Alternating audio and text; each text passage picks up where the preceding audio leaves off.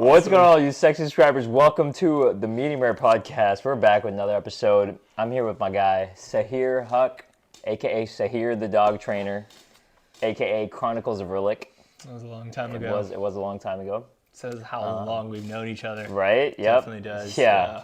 A.k.a. Do you have any more A.K.A.s? No, I don't. Is that it? No. Okay, cool. All right.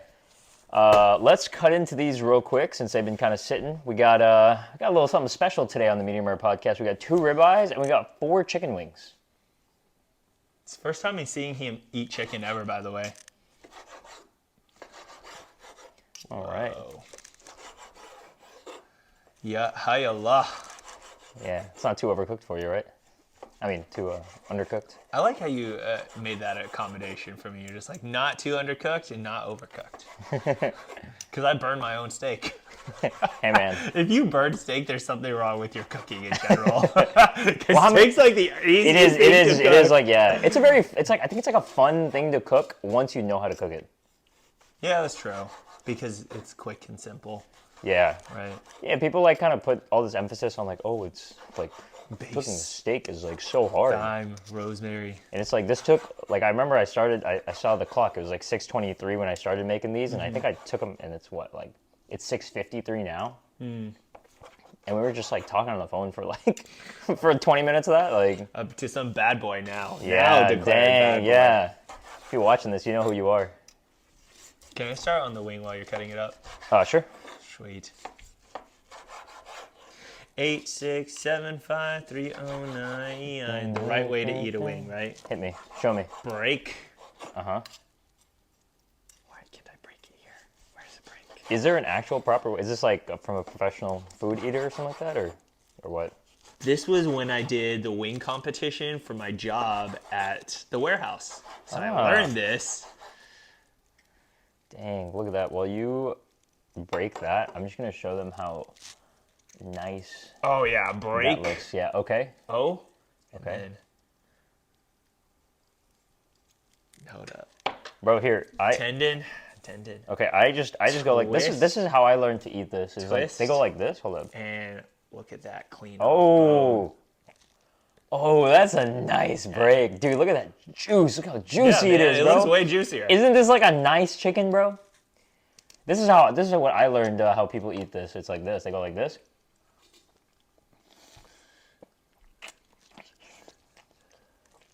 And then you got all that meat in the middle. And then here's the other trick. You just eat it really fast when they do a wing competition. So,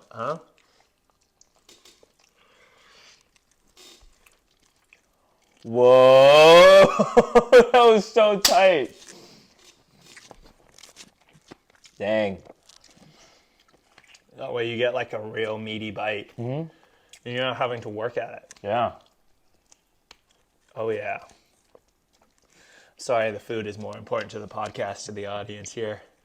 I mean, the food is part of the podcast, so. Oh, yeah? Yep. Actually, the first time that we've eaten chicken wings on the podcast. Interesting. Actually, it's the second time we've eaten chicken wings on the podcast, technically. Okay. Because you remember that one time, like all 5 of us that gathered up here? And I wasn't here. Which, yeah, you were. We did the Hot Ones things. You were here with like Tristan, Roger, and Taylor. I don't think so. I haven't seen Tristan in a while. Dude, I have a video of it. Really? I don't remember it. I didn't know we recorded that. Yeah. Yep. All right, I'm going to try your technique, bro. Where do I break it? Right here? At the hinges. Uh-huh. Okay. Okay. And then break at the other hinge. Break at the other hinge. And then take it. Then you twist this off, the smaller bone. Oh, man. Oh, you fucked up. You broke it. Yeah, here we go. Let me just... Dang, that's hot. All right, I'm just going to... And then... And twist. Okay. All right, here we go. This is the Sahir technique right here. So, boom. And then turn it in your mouth.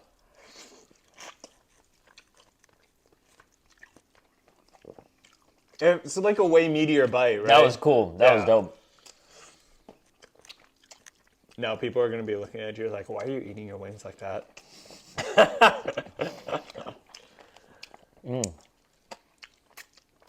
I should have brought napkins before we started this. Okay. Unless we just eat the whole thing with our. We can wash our hands. We can wash our hands a little bit. Yeah. That's okay. We got a little sink right there. The bathroom is literally across the wall from there, literally right behind the wall. Hey, let me get some napkins.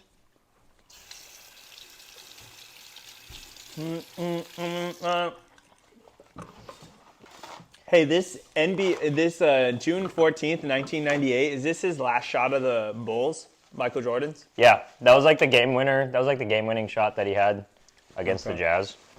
Was he just short? Were they literally short 2-3 points or something? They were down by 1. Okay. And there's 6.6 seconds left in the entire game. Okay. And so he made that shot. It wasn't a buzzer beater per se, but he made the shot, and the Jazz didn't score after that. Oh, So, shit. Yeah, that's what. That's an epic as fuck. It was win. like I think it was game 6. Oh, shit. Yeah, Damn. yeah. The Bulls were up 3-2. So if they had and they're playing in Utah. They're playing shit, yeah. yeah. They're playing on the Jazz. Home field. Yeah, I'm pretty sure that's what it was. Yeah, man, look at all these people are just like, look, this lady's like, no, and this guy's like, no. Fuck you, Bulls. Yeah, look, this is back when like people like would dress up, and actually like. Interesting. No, I think it's because they're Mormon, dude. That's really why. Yeah. Probably it. Yeah. Oh, we are eating with our hands? I want to. All right, bet. Let's give it. Cheers. Where did you get the steak from? It's nice and marbled, fatty. Market Street. Market Street? Mm-hmm. Nice. Shout out Market Street. It's not They sponsored don't, by they don't sponsor it, but I was like shouting them out. the butcher there. So before this, this is kind of like usually like every podcast I do is like somewhat planned. This one's kind of Impromptu. very impromptu. But Sahir and I have known each other since we were 12. Oh, yeah. Yeah. So 6th grade, playing chess. 6th grade, yeah. Playing chess, and then I think We really became friends with Yu-Gi-Oh.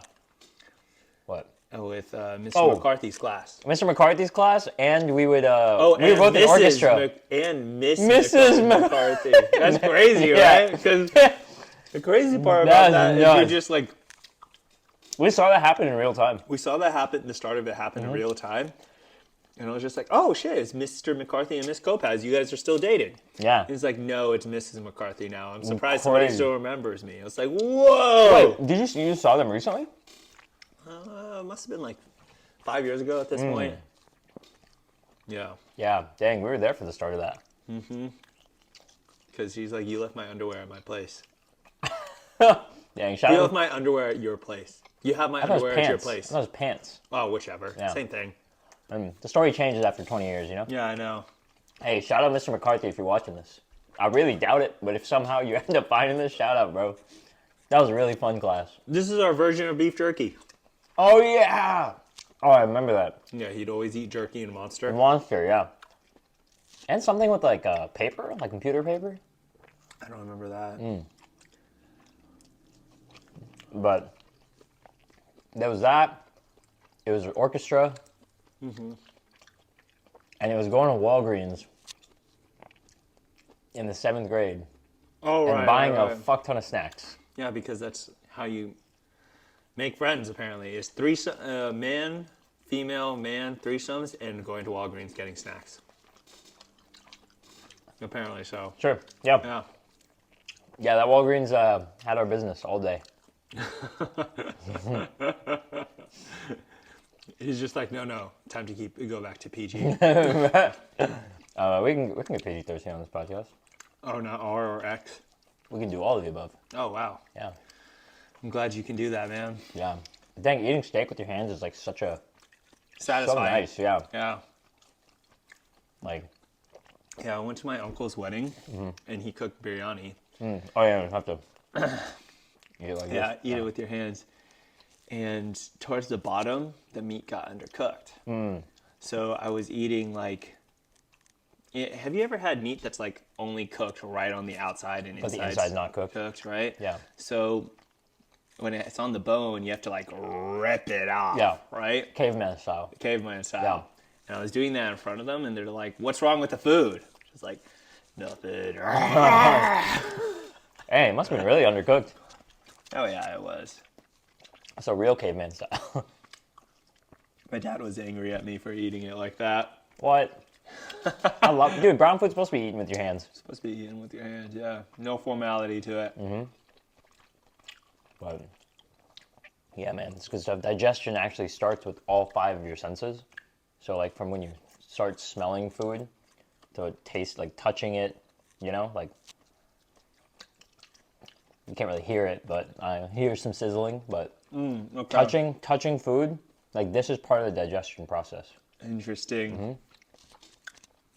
No wonder colon cancer is the most common cancer, right? Because they don't know that the food is coming in. Their colon just doesn't know. Because they eat it with the fork, right? Yeah, I know. It's messed up. Dang, you think if Chadwick Boseman ate with his hands only, he'd still be here? Who's Chadwick Boseman again? Oh, I remember. Never mind. Yeah. Like, bro, he's had other roles. I just can't remember what they are. Thurgood Marshall was one. And he was a good actor, actually. He was agree. very talented. I agree. Rest in power. That's right, son. So sorry Denzel Washington money got wasted. What He happened? died. Who? Chadwick Boseman. Why did- Denzel Washington paid for his college education through his scholarship. What? Yeah. I didn't know that. Yeah. That's cool. It's like, fuck, what a waste of my money. He Yeah. died. No, I'm joking. Dang. I did not know that. That's an interesting story. Yeah, Denzel Washington sponsors or funds or whatever it's called, a art scholarship. So he went to. And then Chadwick Chadwick Boseman art got school. the art scholarship, so he used it there. Did he go to like a acting I think he school? went to Juilliard. Oh, yeah. Juilliard. I mean, a lot of celebrities are from like those kinds of art schools. Yeah. Like Royal British Academy and Juilliard. There's this Black Thought line where he goes, "My words should be studied at Berkeley and Juilliard." Interesting. You know Where's Black that Thought, from? right? Oh, it's one of his songs. Black Thought is a guy. He's like the lead singer of The Roots, like the band that's on Jimmy Fallon. Okay. They're actually like a hip hop. They're like a legendary hip hop band. Really? But everybody knows them from Jimmy Fallon. Damn. Yeah, but he's probably one of the greatest lyricists ever. Really? Yeah. You haven't heard his like 10-minute freestyle? I don't think so. You want to listen to it and react to it live? Sure. Why not? I say that with beef drippings on my hands. I got a napkin. You want to use my napkin? Just No. don't crunch it up into a ball. I'm gonna use my pinky. Okay. That means you're not using your pinky to eat. You got your pinky up while they're eating? Got my pinky up. So this freestyle is from 2017. Okay. He freestyled on Funk Master Flex.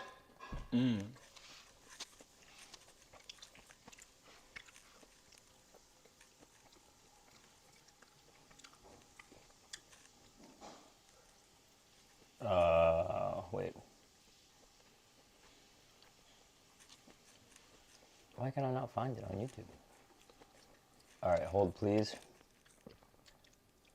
Well, they're gonna be holding anyway. I'm not editing any of this shit, so.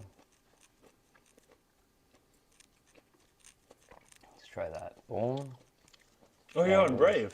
I am. I love Brave. Brave and DuckDuckGo. Not sponsored, Gotcha. but shout out. All right. Black Thought. Freestyle. Here we go. Funk Flex, I'm here. I mean, listen, I like to answer people's demands. I like to come through Do what they asked me for. All right? Black Thought is here. Yes. Sure. And we're gonna, you know what we do in this position. Ciroc Studios, we here. Let's go, Earn. Do it. I'm sorry for your loss. It's somebody. Oh, I've heard this before. Oh, you have? Yeah, but I didn't. I think I only saw it as a reel. We shouldn't have got involved. Remember, we walked past the teacher, take the chalk and laugh. We wrote punishments. I will not talk in class. Now it's pistols punishing people for talking fast, and all these innocent bystanders is hauling ass. I hate to say I told y'all, but I told y'all things fall apart when it's in a too weak to hold y'all. I'm just collecting what you owed to my old jaw. You about to get swooped down on and stole on. Fools swear they wise. Wise men know they foolish. But we was headed for the web even before computers. I never thought you'd give me a reason to do this. Cain and Abel, Jesus and Judas, Caesar and Brutus. I see intruders, avert your eyes. I told you keep out of the hood, circumcised. How could you sleep? I thought you always was the first to ride. And yo, you heard the line, everybody plays the fool. Well, I'll be that exception to the rule. The principle to hand deliver lessons to the school. I was making major moves, my dollar deja vu. My mission when my ambition was brandishing a tool to be an icon. Wearing slippers made of python. Getting mine quicker cause I'm slick as a pipeline. Transporting the oil, tribulation and toil hit the operation, but I'm back in the soil. Got my crown tilted, my gown quilted, silky cashmere, burning Rome down in a minute. Built it last year. Newsflash, I dodged the bullet that killed the cashier. My homies told me to come with him to the mass shit. Them brothers said, don't go from written bars filled with rage to primetime television and your gilded cage. Primetime television. Last piece? No, that's all you. There's two pieces I separate. Yeah, you got it. You want to listen to the rest of this or jump out of it? It's your podcast, man. You decide the direction. Right, I'm on your show. Thank you for letting me be on your show, man. I got you. Yeah, that's probably one of the greatest like freestyles, and the beat is just so good. Yeah. The beat, it's a Mobb Deep beat. Okay. Called The Learning. Parentheses Burn. It's so good, man. What have you been listening to lately? Alex Hormozy. Explain to people who like that while is. I'm pumping weight, I'm like listening to Alex Hormozy and Owen Cook like be like, "Hey, why are you working out? Go back to your business and work."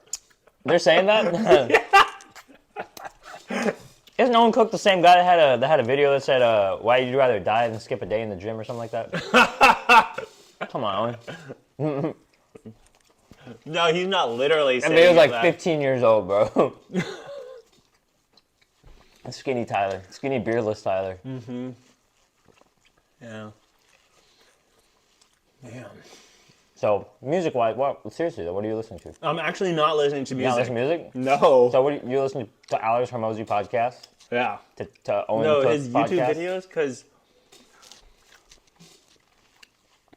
I think, you know me since we're like we're closer to the 20-year 10 mark now.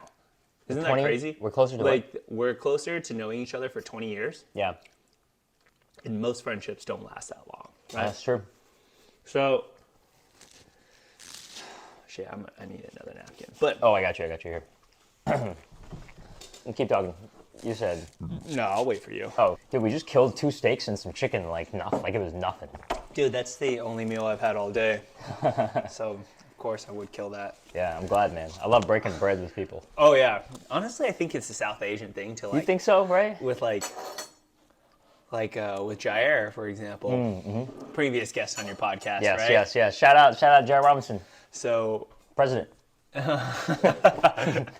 so with Jair, like, when I was sharing a meal with him, he was just like, yo, I've like never actually done that before. Whoa, because what? It be like, unless it was like intentionally a meal, one of those dinner parties. Yeah, you mean like eating like family style? Yeah, type of eating thing? family style. It wasn't like you share my meal. It's more he grew up in a way like I eat mine, you eat yours. Yeah.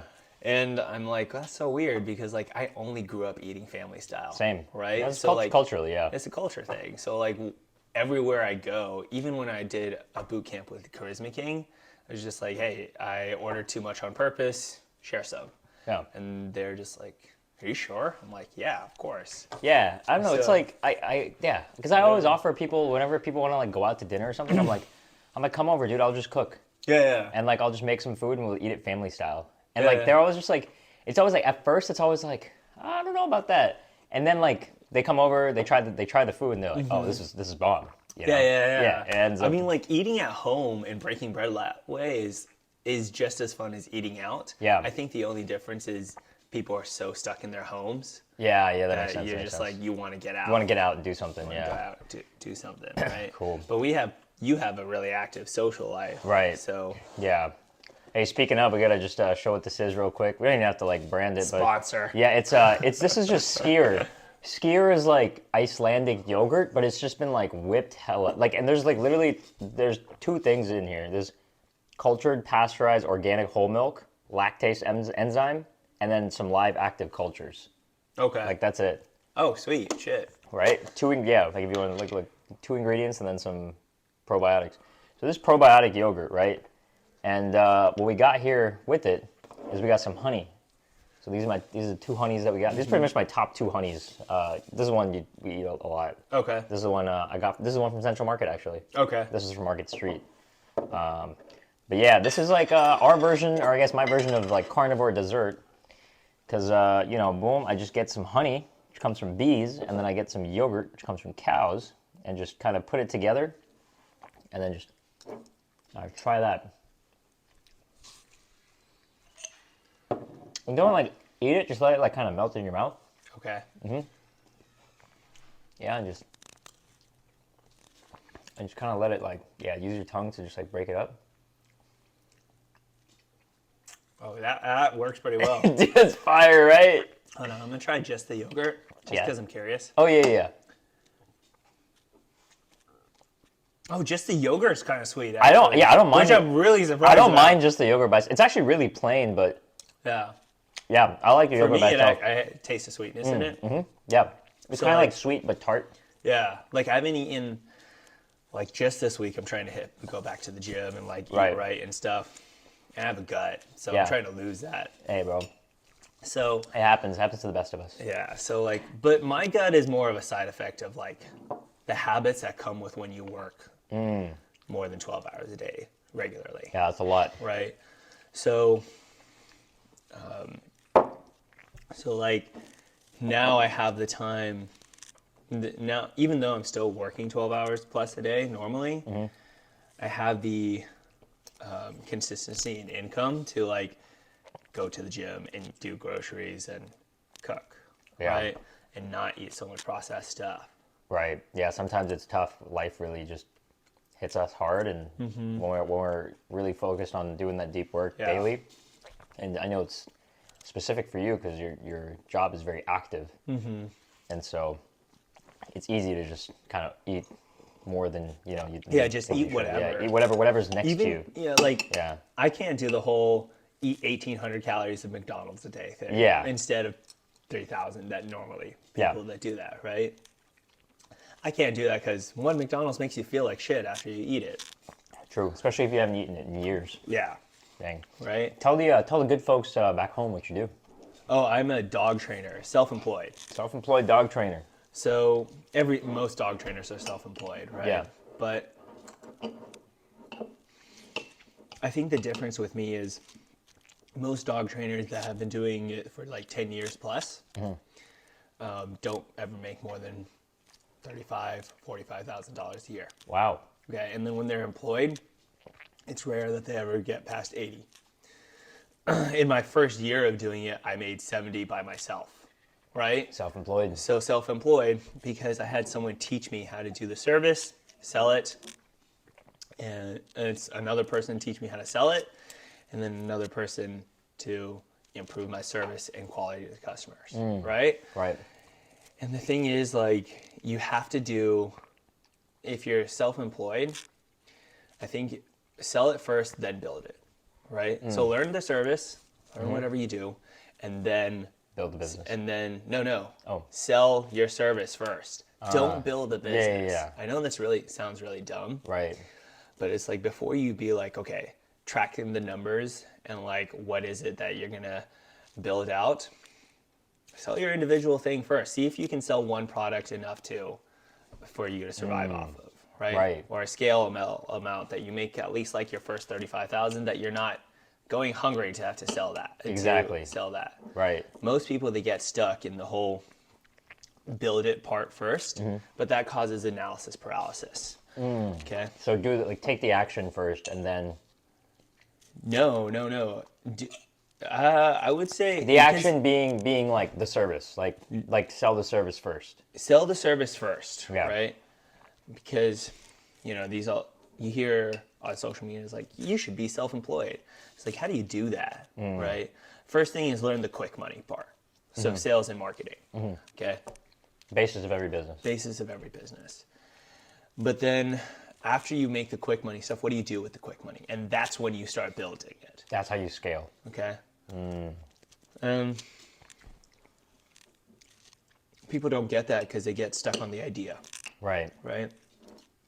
Like, I'm big into the whole self-employed entrepreneur thing right now because I think we'll get onto that topic later. Is Pickup teaches you how to, like, the first drive of hustle. Hustle comes from something primal. Yeah. Just Right? go. Just go. Yeah. Don't think about it. And, like, I was raised in a real Asian household. You think about it first, and then you go sell it. Analysis paralysis is a Right. very real thing. Very real. Yeah. I think it took me But- years to just figure out.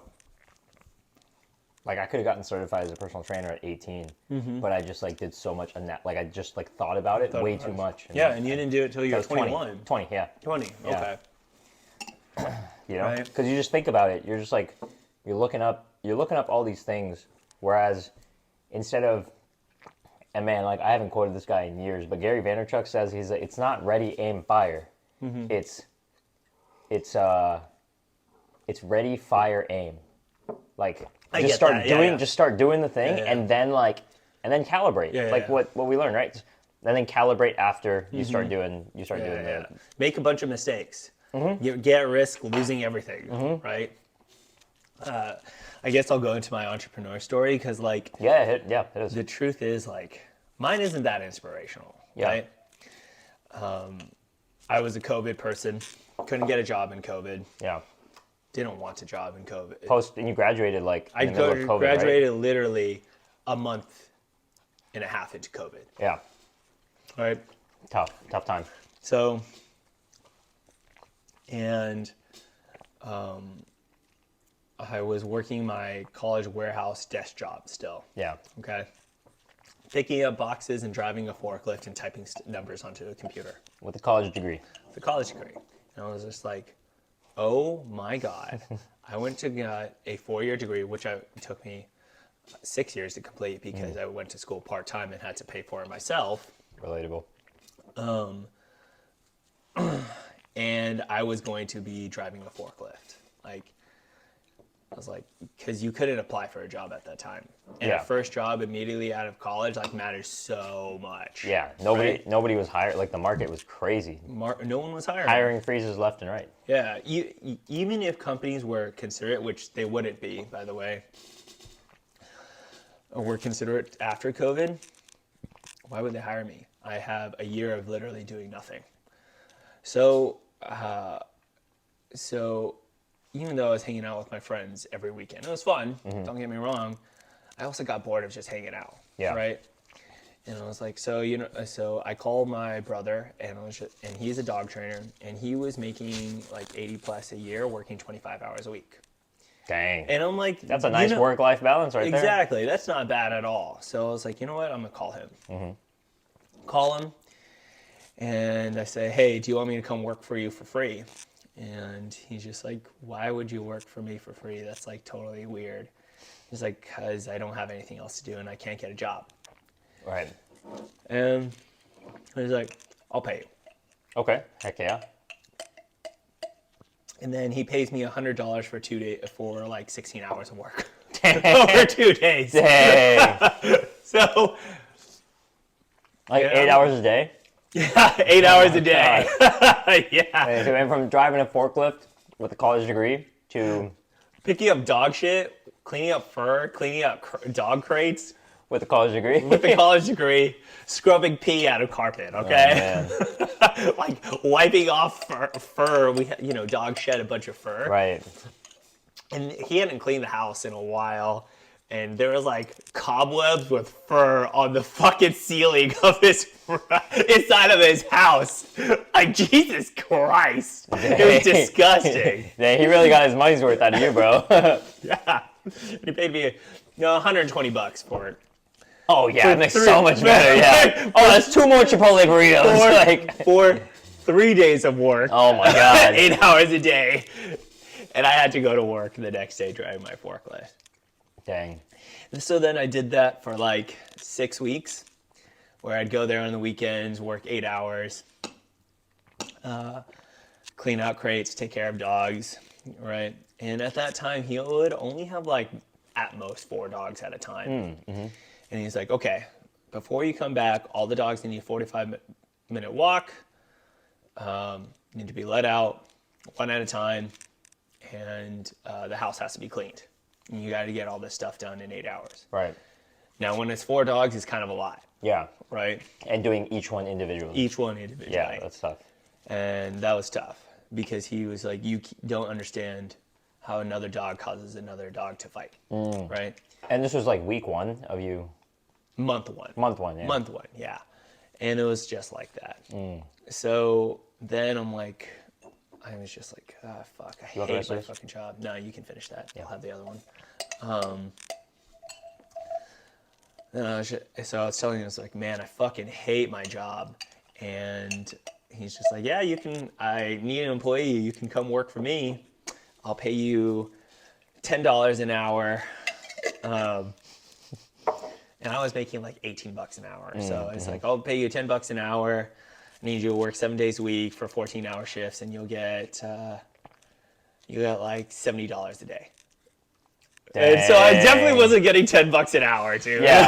Definitely wasn't getting $10. Yeah, $70 a day for like, dude, the amount of work you're doing was crazy. Like, and I'm like mowing the yard, cleaning the house, cleaning up after dogs all day, making sure they all get walked and taken care of, right?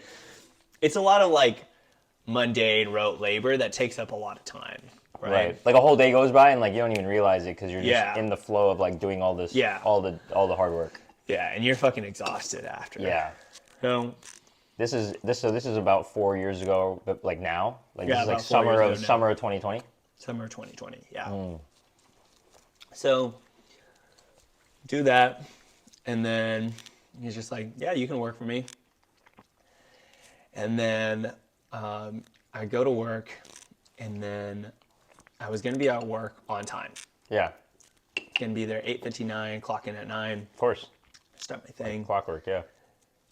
Then I sat in my car for 6 minutes. And there's a 5-minute late policy. You did it on purpose? I did it on purpose. Because I was just sitting there thinking, is like, why the fuck am I here? Yeah. Okay.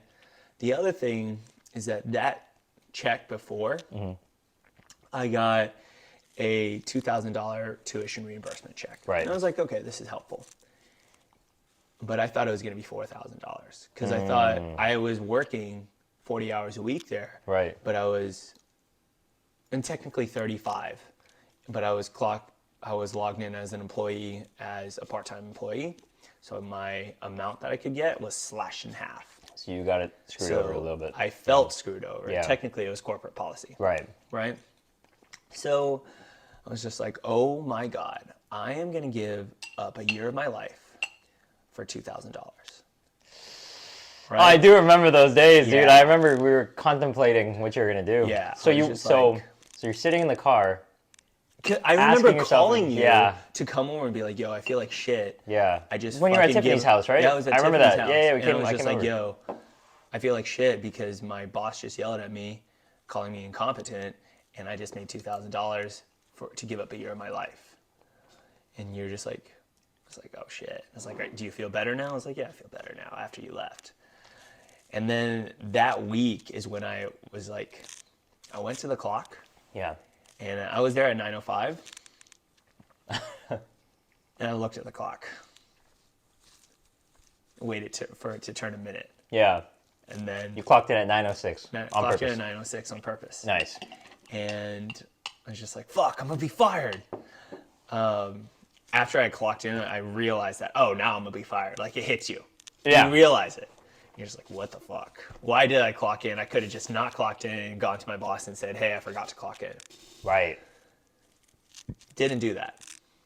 Right? I had already waited. I had already stared at the clock, and now I clocked in late. I was just like, I'm getting fired today. You kind of did everything like on purpose, like unconsciously. Unconsciously, yeah. Right? It was in the back of your head, like, oh, I'm so done with this. So fucking What's done. my way out? And that was your way out. That was my way out. So then I got paid $3,000 severance check and the $2,000 for thing. So then I had a little bit over like $5,000 Right. in cash to carry me for 6 months. Dude, Okay. that's a good amount of money. It's enough for an to entrepreneur stretch you journey. to stretch you 6 months. Yeah, and it did. Mm-hmm. Right? So then I call all my friends. It's just like, guess what? I got fired today. Fuck yeah. And you were so happy about it. So I happy remember about that. being fired, Yeah. right? I remember. I So think like we went out that night or something. Yeah. Or, I like got that fucking fired. That weekend, yeah. We celebrated me getting fired. Yeah. And It's the best possible scenario. yeah. So got fired. Then I called my brother and then I was just like, hey, I just got fired. Can I come work for you right now? And he's just like, yeah, come on over and we can talk about your pay. Dude, and that's he gives awesome. me that $70 deal for a day Then he's like, I'll give you $70 a day. I mean, for you to work like 12 hours a day. that's crazy, bro. So you I were was making making, like $350 a week? Yeah, $350 a week. Man, 7 days a week. that's crazy. For like 12 hours a day type of thing. Right? And then he was just like, I personally do have a problem of like being on time to stuff. Yeah. And the next day I was like late to his job and he's just like, what the fuck? Like just got fired for being late. Like, are you fucking kidding me? Why did I hire you? He's just like, oh, I'm sorry, I'll stay late. Okay. I'm just celebrating being fired. You're also driving from like, Richardson to Arlington, Arlington, yeah. which is a 15-minute drive. yeah, in traffic, like In morning traffic. morning traffic, dude. Right. That's tough to make like $10 an hour. Like, Officially $10 an hour. Yeah. It was definitely less than $10 yeah, an hour. yeah, Right? It was probably more like $6. yeah. Oh man, child labor laws, bro. Yeah. So It's like, yo, what you doing, Sahir? I'm just pimping out my little brother to yeah. work 12 hours a day. Yeah. So that's what I did. So for like the next 6 months, I'm learning technically how to clean up dog shit. Yeah, but you're also like learning things from your brother at that point Yeah. on like how to train dogs. How to train a dog. Then, so it takes me 6 months, and then he's like, I'll give you $50K For years. to train dogs. And I was like, okay, that's good. At that time, that was more than anybody I was around was making. Right. And making $50K, playing with puppies is great. Right. And then I had this fallout with him. I remember Right, that. 6 months here. Right. And the truth was, it was just like my first time I had a bunch of dogs in my care. One of the dogs lost a tip of its tail and was recovering from surgery. And we had a bunch of dogs that were sick at the same time. And I had to do all of that, and every day he was picking a fight with me. And I just like blew up.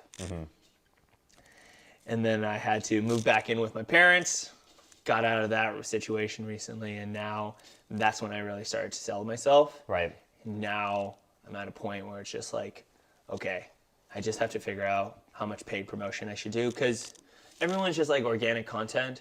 If you don't know how to do video editing or photo editing, and you don't really have somebody to teach you, I did have someone do it for me, but they didn't teach me anything. So I was just kind of watching her Right. and seeing what she did, and then did that. And then I looked back at the content, and I was just like, this is not good content, Yeah. objectively. Right. And after she left, I got hit with all these copyright problems Oh, no way. for my Facebook. So my Facebook was like getting canceled Right. passively. Copyright, like, because music or something? Music you're using in No, videos? just like one of the things about social media, if you ever promote yourself on social media, is now it's gotten to the point where the victim has the power. Okay. So that victim has way more power than the service provider. Okay. Which is crazy. Oh, like if a client, So like if- a potential client, if even if somebody someone like is- isn't even a client, doesn't even know you, is just like, oh, I don't like the look of this picture. Okay, They'll report it. Just report it. and that happened to you. And that happened to me a lot. As soon as she left, because she didn't pay attention to the content. Dang. Right. What was the reporting? Just like Copyright. So one of the things I found out was I was just like, hey, I need you to just throw a quick logo together. She went on Google Images, didn't look at the copyright problem of that, and I had to get rid of all that content, right?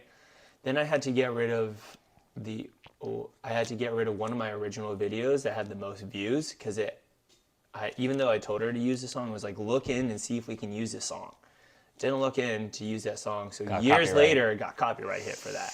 dang. Then I took down all my videos because apparently my script was copied by somebody else. What? Yeah, so I had a bunch of copyright things that I did not know. I didn't know any of that stuff. That's crazy. And and then I find out really it wasn't copyright.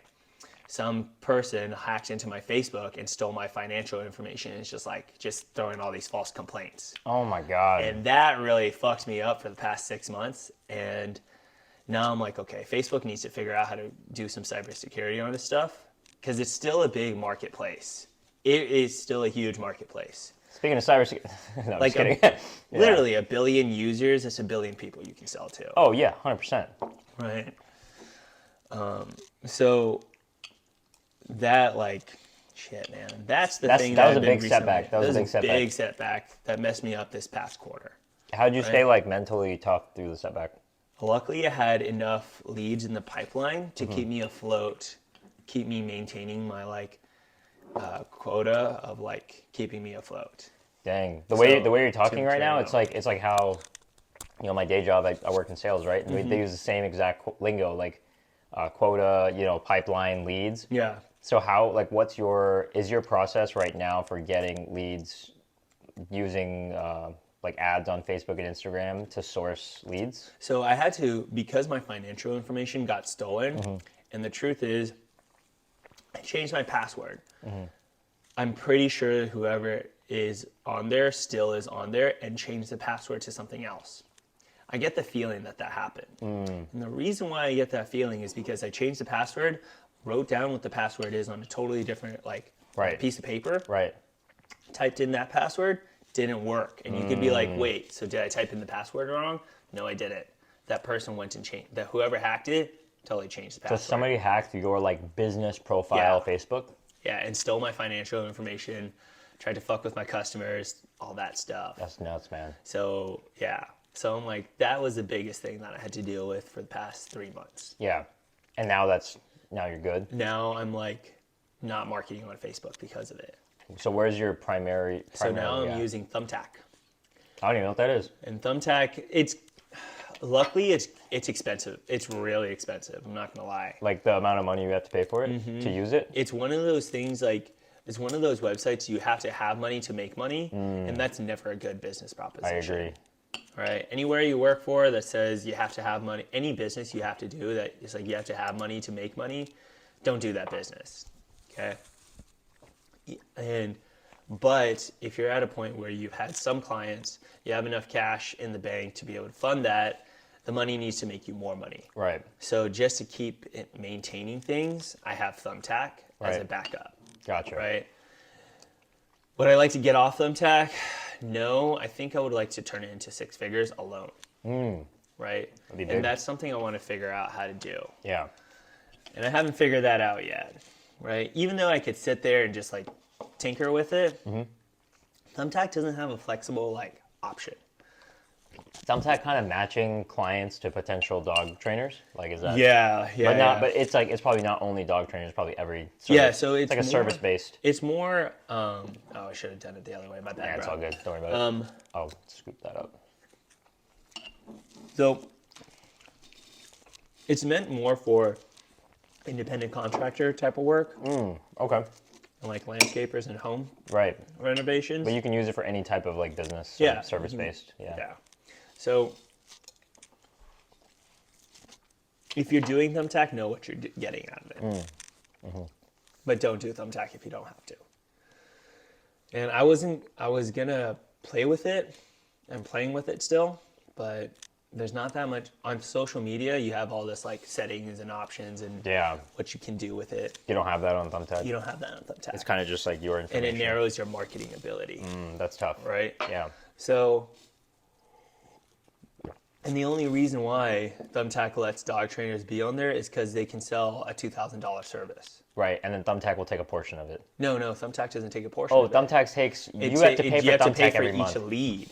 So without even contact information, if someone reaches out to you, you pay for that person to reach out to you. That's crazy. Which is super expensive. Yeah. And I'm paying $20 per person just to Because like the lead could like not convert. Yeah, the lead could not convert. You're just looking at a message, and you're just like, you just paid $20. Yeah. Right? And that's fucked. And anytime you open up a message from a lead, a potential lead, it charges you $20. It just charges you $20. Dang. It doesn't give you any information. Dang. That person could just be window shopping. That it could be a bot. Could be a bot, right? Luckily, Thumbtack's, that's why it's so expensive. The security part. Oh, gotcha. I haven't had a bot yet. That's good. How long have you been on it? And 2 months.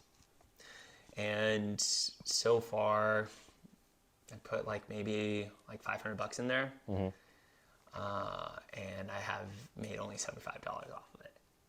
Is that one private lesson? Yeah, one private lesson. Dang. Yeah, so it's not a good conversion. Luckily, off the client that I have right now from Thumbtack, I'm gonna break even. Okay, cool. But that's a terrible thing. Yeah, that's tough. Right? So, so this year, the goal is educate for quick money right now. Don't make six figures this year. Make sure you have all the mechanisms for six figures by yourself, and then six figures next year. Right, there you go. Right, that's the goal. Yeah. Scale up, set up the mechanisms for six figures. And then after that, 3-year plan is staffing. 5-year plan is real estate. Yep. And having your own place to train dogs. 10-year plan is not even work. Yeah. So I guess it's kind of building up, right? You want to get people to work in your business. Then you want to get your own space for your business. And then you don't want to work in your business. You want to work on your business. Yeah. The thing with working on your business, I'd like to actually eat it passively if that's all right. Dude, yeah, that's fine. I'm just done. I'm going to keep it close to you. So one of the things about business is that everyone's like, work on your business, don't work in your business. It's kind of stupid because you're never the role model for employees, right? So, I listen to a lot of Ryan Pineda and Alex Hermosi content to give me just general business concepts, because I don't understand basic business concepts actually, right? You don't grow what you don't track, right? True. I don't track any of the financials. What gets measured gets managed. Yeah, what gets measured gets managed. So I don't track any of the financials. And this is where, in real estate, the reason why the debt game works is because they manage the debt. So they can go get another loan saying, I got a loan for this much, I can get more loan with that, right? And that's leverage. Right. And if you're making money off the cash flow, so your mortgage is $700 on whatever property, and then you get paid $1,000, you're making a profit, and then the next guy, and then it's unlikely that you're going to run to expense that covers the $300 difference. Right. So you get to, the bank knows, oh, he's good for the money because he has it no matter what. Right. And they don't mind giving that guy more money. Right. That's why our debt becomes a tool. Why the rich stay rich. That's why. But if you don't understand the debt game, don't do debt. Yeah. 99% of businesses do not need debt at all. And because they don't get the debt. Yeah, they don't need debt. Yeah. So you can, even though they don't grow fast, start first, go cheap, go for the cheapest thing. Service-based industries are much better at first, then do product, then do agency, occupancy, that type of stuff. Do that after, where it's just less stuff for you. Right. Right. But it doesn't always work that way. Have your passion, do your passion, sell your passion first, and then build your passion. Sell your passion, then build your passion. Then build your passion. Nice. Everyone does it in reverse. And that was the big concept for me. right? Right. You know, What was the thing that, I mean, was it kind of your brother taking you under his wing that got you passionate about dog training, or did you have an affinity for animals before, and then the dog training kind of was the catalyst, and you're like, So- oh, I want to do this now? it's more of a mutual thing. So there was a couple of things. I always wanted to work outside in general. I thought at first I wanted to be a field biologist, and I hated lab work. Yeah. Hate lab work. Yeah. So mundane, so repetitive. And there's not actually any hustle in that. So there's no motivation it's to like come to research, discovery. yeah. Right?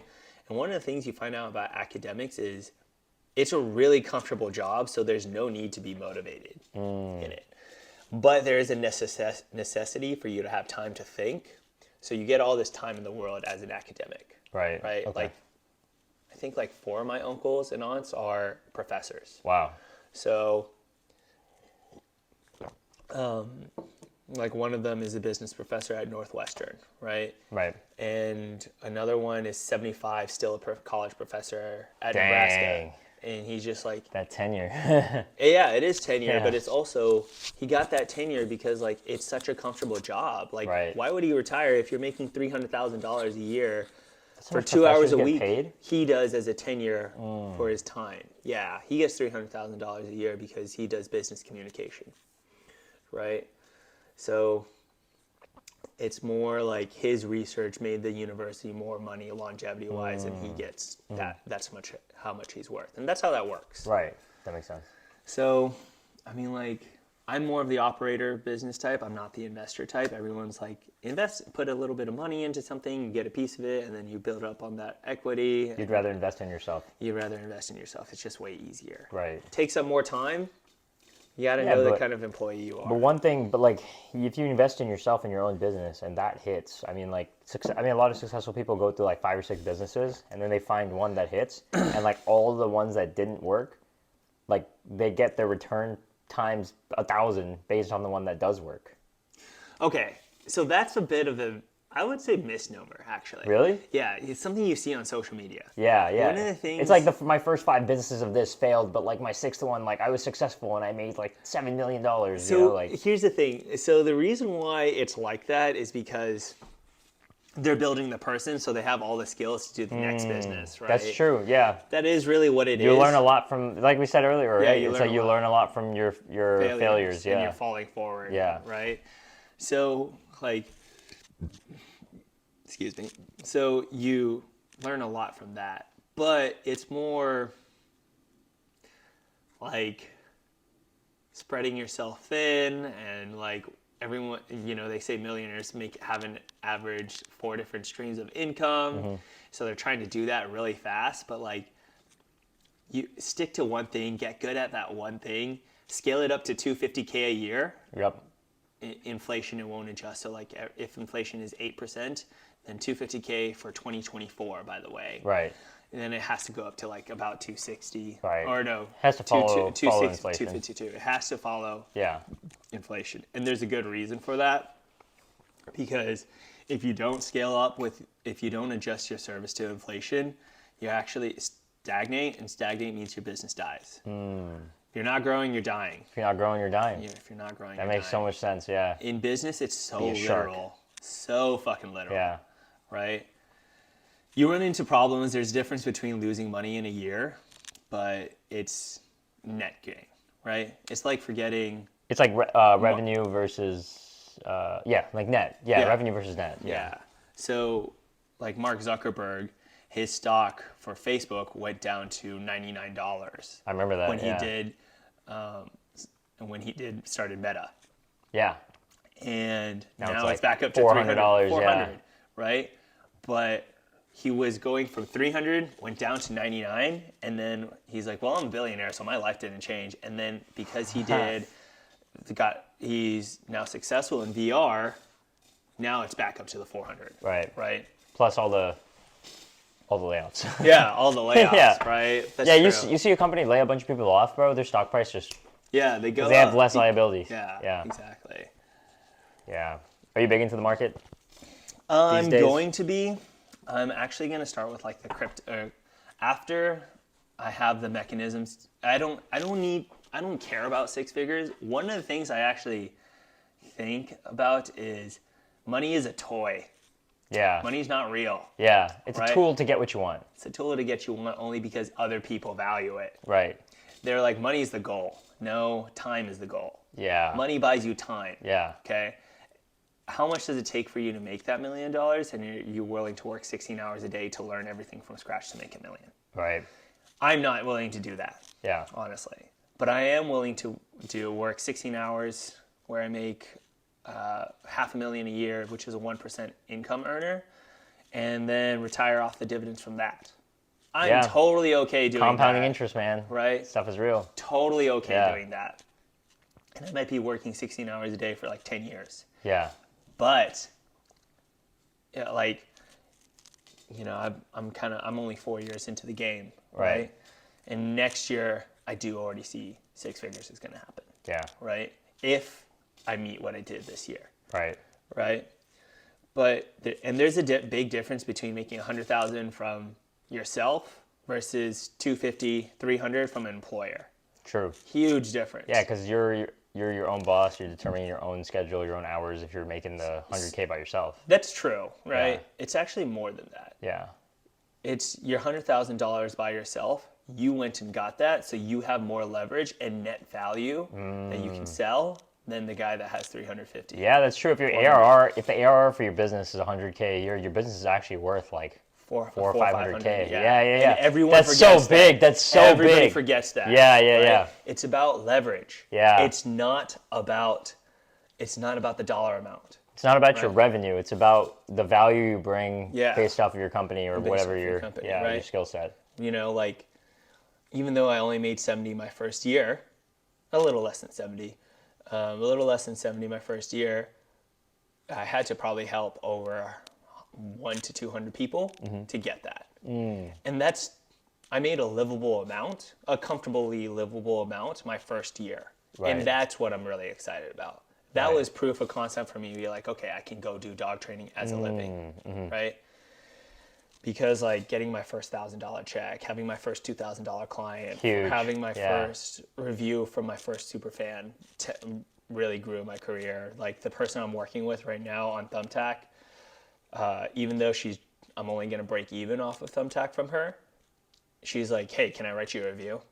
That's awesome. The value that's awesome. The reputation. That's where like the relationship building comes into. Everyone forgets that it's not about the dollar amount. It's about what you can do with the dollar amount and how you can offer everybody. And nobody understands that, right? Everyone understands, paying your bills all the time. Right. Keep your bills low, right? Live below your means. Live below your means. I shop at Whole Foods because I have the money to do that comfortably. And quality food is important too. Quality food is important. Yeah. That's why I have 2 gym memberships. But I also have a roommate and pay $650 a month in a ghetto apartment. Yeah. And I have a really fucking shitty car. Yeah. Right? But guess what? From that stuff alone, it's going to be 6 figures. You think some dude driving a shitty car is making 6 figures? Absolutely not. No. Don't care about looking wealthy. Yeah, exactly. Right? Don't blow your cash. That's so big. Don't care about looking wealthy. Don't care about looking wealthy. Yeah. Right? I have 4 outfits. Yeah. That's all I got, dude. That's 4 outfits, 1 pair of shoes. True. That's very true. Right? Like, don't care about what the money gets you. Care about what you're going to do with it later on. Exactly. Right? Like Mr. Beast, do you know where he gets his $10,000 for those giving it to the homeless guy? Like from his channel. Like he uses the money that he gets from his channel. Reinvest it back in his channel. And then he gives it to a homeless dude, right? He puts it back into himself because the reputation of that $10,000 is going to be so much further. Much further. That's right? why like that's what he said. Like everything. I saw a podcast with him like a long time ago. I think it was on Joe Rogan like 5-6 years ago where he said, anytime like the channel is self-sufficient because we make $1 million and then like we'll put the $1 million into like the next video. Yeah. It's so big. It's so big. Key. Reinvesting in the business is like you're living off of your own dividends that you're producing. That I'm producing. Yeah. Not some other guy is paying you for. Yeah. Right? And like, that's like, I took on another mentorship for dog training, and she offered me a job, even though I'm not looking for one, because Right. she's just like, it's like, you're good at this.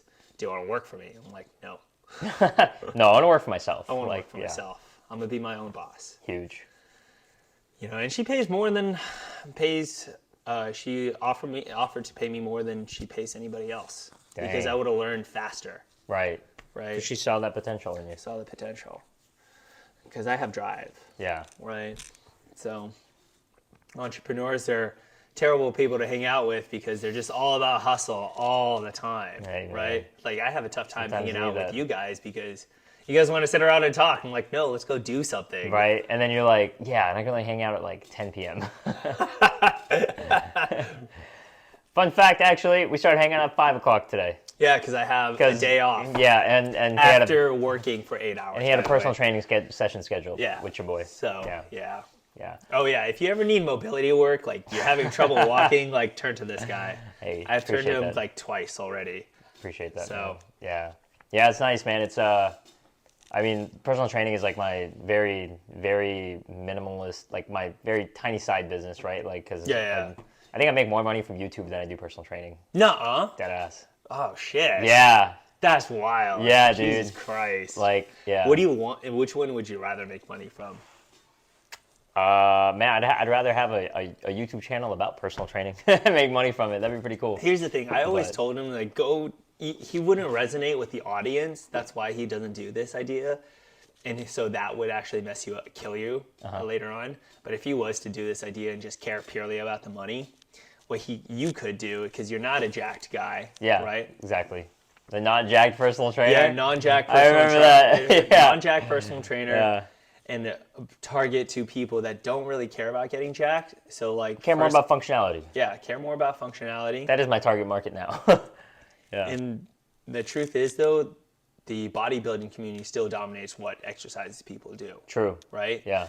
So you could target those people, carve that niche out, and the easiest people to target would be LGBTQIA+. Actually? Yeah, it would be. How so? Huh? How so? Because they're all about Functionality. no, they're all about like mobile fitness and activity. They're not about getting jacked. Yeah, that's true. They all Yeah. just want to like. They just want to be healthy. They just want to be healthy individuals. Yeah. Right? So, and they look, and a lot of them are really big at like small independent service providers That's and true. small businesses. True. Right? It's like, just look at the stereotypes.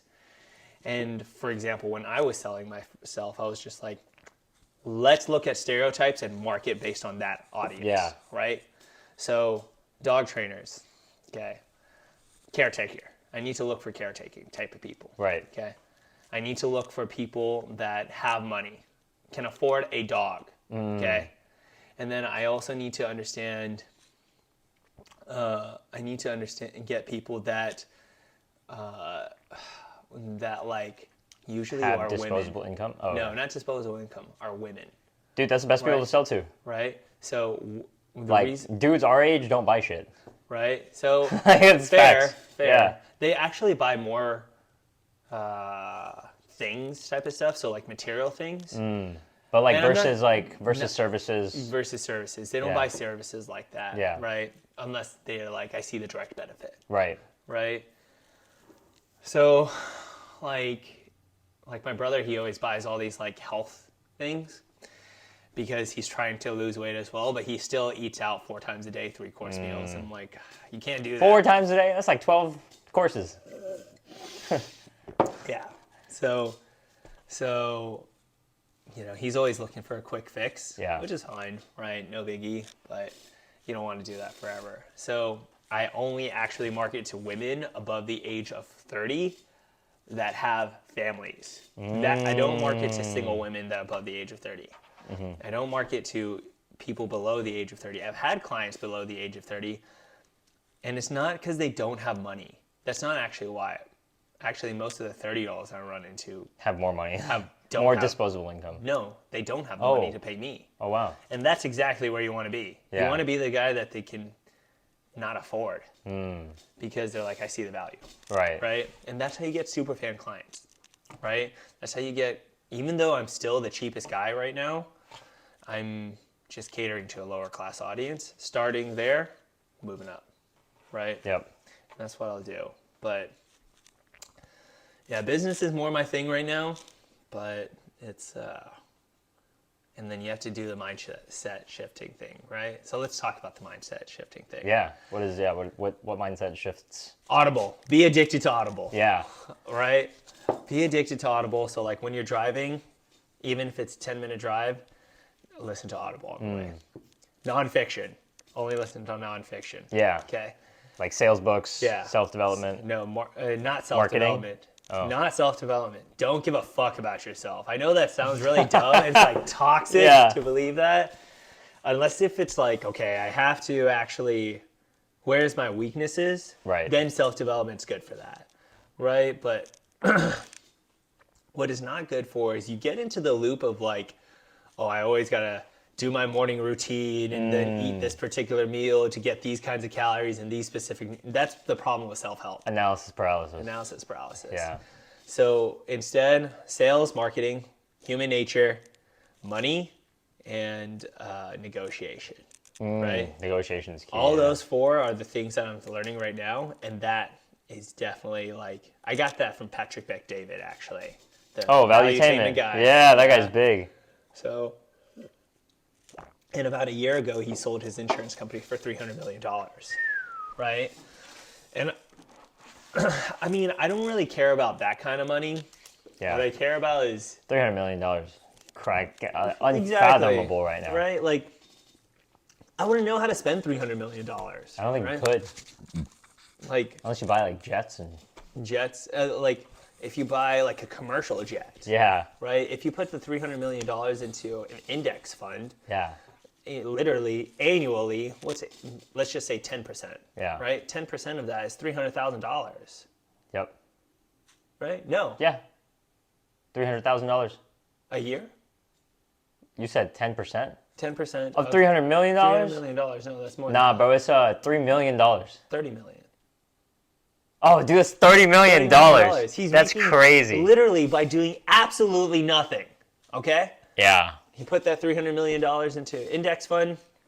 Is that reasonable though? Putting 300 mil in an index fund? So here's the thing. Probably like maybe if he kept like $1 million or $2 million of it, right? Just to do whatever, right? Yeah.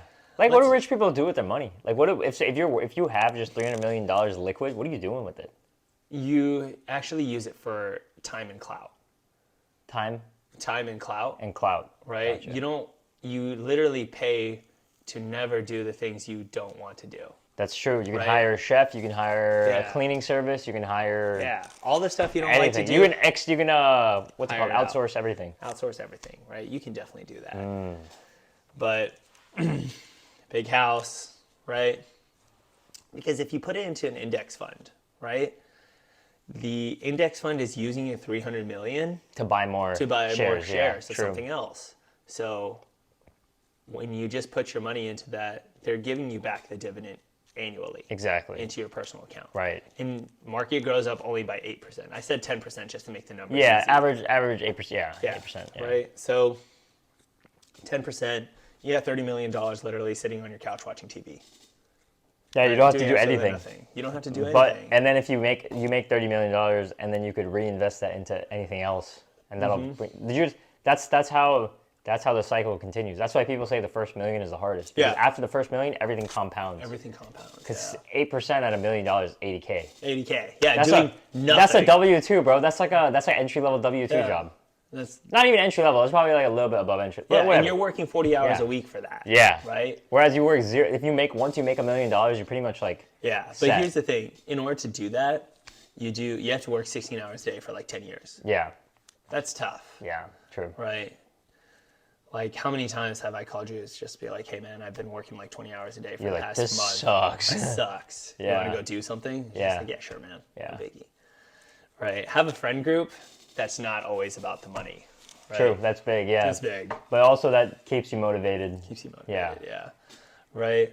Like, one thing about living with Taylor, even though he kind of has like a bunch of like, I guess, middle class mindsets type of thing, he's just like, well, why don't you just keep working on that thing? He's good enough to say that. right? Yeah, because he's been working on his DJ career for like 10 years. Yeah, but like his DJ career hasn't gone anywhere, right? Because he didn't go through an apprenticeship. That's really what it is. Oh, you think so? Yeah, trying to do he's it on his never own. gone through an apprenticeship. He's been trying to do it on his own right? forever. My brother gave me gigs to go work on, to go sell my thing. And then here's the thing. So when my brother hired me, he was making like $85K a year. Okay? Now he's up to 300 in 18 months of hiring me, right? Wow. And $300,000 doing a lot less. He has a lot more clients to deal with, so that's where his time is. But it's also like he's not cleaning, he's not walking dogs, he's not training them anymore. Is he He's not outsourced doing all the that? dirty work. I do all that. Oh, you him. still do all that right now? I still do that for him, and then I sell my own thing. Right. Right. So that's the thing. That's the point of an employee, right? To scale up to that. Right. So, yeah. But, yeah, I mean, so a couple of habits. Get addicted to Audible, right? Audible. Okay. Once you get addicted to Audible, then start getting to the point where you're only listening to motivational videos while you're working out. So those, like David Goggins is a good one. I just don't like the tone of his voice for me Tony personally. Robbins, maybe. Tony Robbins is better, right? Listen to that stuff while you're working out with like beats in the background. Then graduate to like, what information do you need to know, and work out to that. So I'm listening to dating coaches and business coaches while I'm working out. While you work out, right? while you drive. While I drive. Yeah. No, I don't do that while I drive. Audible is still Audible a thing. while you drive, always. Yeah, Okay. always. If I'm just chilling and cleaning, Audible, Nice. right? Dang, I need to start listening to Audible more than music. Yeah, like. What books? What are the main? What are the last like 5 books you've read that have had like really good takeaways? Okay, so I mean, I don't physically read books like What that. are the last 5 books that you've I will Audible? say, Yeah. even though I do read some physical books, I only actually read like maybe 10 pages a day physically, because I don't have the mental patience to just sit there and read, unfortunately. So that's why you use. So I use Audible, Yeah. but like still read a book. You can go at your own pace, but Audible is the main thing. You won't. One thing that sucks about Audible is that it kills your sense of imagination. Actually, you don't imagine the action of the words. It kills your imagination. So, But you're reading nonfiction anyway. yeah, even then, no. Like when you're reading nonfiction as a book, you have to imagine the action, right? Because the physical action, physical touch, translates much more literal to imagination. True. When you're just listening to something, it doesn't do the same thing, because you don't have your internal voice, you don't have a physical product, you don't have that, right? So that's a big takeaway from just the application of Audible. Right. Right. You know, how do you compensate for that? What books you read is like book one. So the big books I've been reading, some of them are dog training books because I'm a dog trainer. Of course. Right. Is The Art of Dog Training by the Monks and Newski. Uh-huh. It's about e-collar work. Right. Right. And it's about general dog psychology. Right. And it talks about how all positive reward-based operant conditioning sucks, right? Which is a lot of dog training. And honestly, general psychology, okay? Another book I read was, I read Don't Split the Difference, but that was last year. Oh, Never Split the Difference. Yeah. Never I Split mean, that the counts. Difference. Yeah, I've read that. That's a great book. This is a great book. Great right? book, dude. Yeah, Chris Great Voss book. is. Yeah. He's a G. He's a G, right? Then I just finished Psychology of Money. Oh, Mastery by Great Robert book. Greene.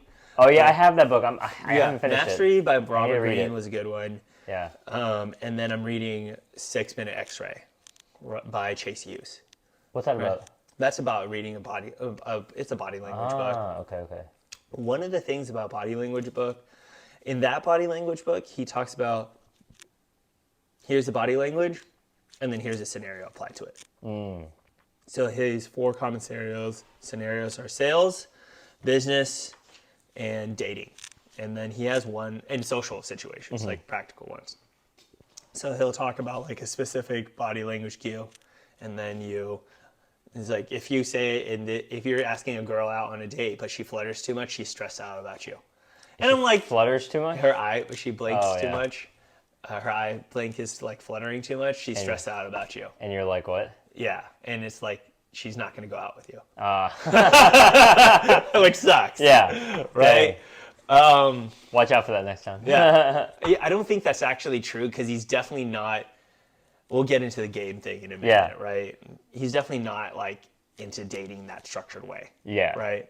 That we are. He's just like kind of using his like studies as So, but like one of the things you learn about body language books, because I've read quite a few of them, Right. is that it's definitely a placebo self-fulfilling prophecy type of effect, right? So like let's talk about like the easy one, closed arms, right? Yeah, it's like a barrier, right? Yeah. Yeah. That's horseshit. Yeah. It's only true because you told the other person you're just closed off. Ah. That's the only reason why it's true. It's not actually. Dang, because I like do this that. shadow. I like talk like this a lot when I'm like with close friends, but it's because I'm cold. Yeah. Like I get Right. cold easy, yeah. So they see you as closed off? Yeah. No, because what happens is they tell you you're closed off, then they believe you're closed off, and they act like you're closed off. So they tell you you're closed off, right? It's total like negative feedback loop. Yeah, in that yeah, way, that makes sense. Right? So because they're taking away more from your takeaway, even more. You know, and that's really the pattern you get from it. I don't know if it's actually true. Maybe, right? What have you found? Is that what you found in your experience, or is it Yeah, kind of just, I've read all like different? like all of them. They don't actually have. Luckily, they're not too deviant from each other. Like I read Naked Man by Desmond Morris, and that actually gets into like why your body language for any animal is the way it is. Okay, and that's actually really important to understand.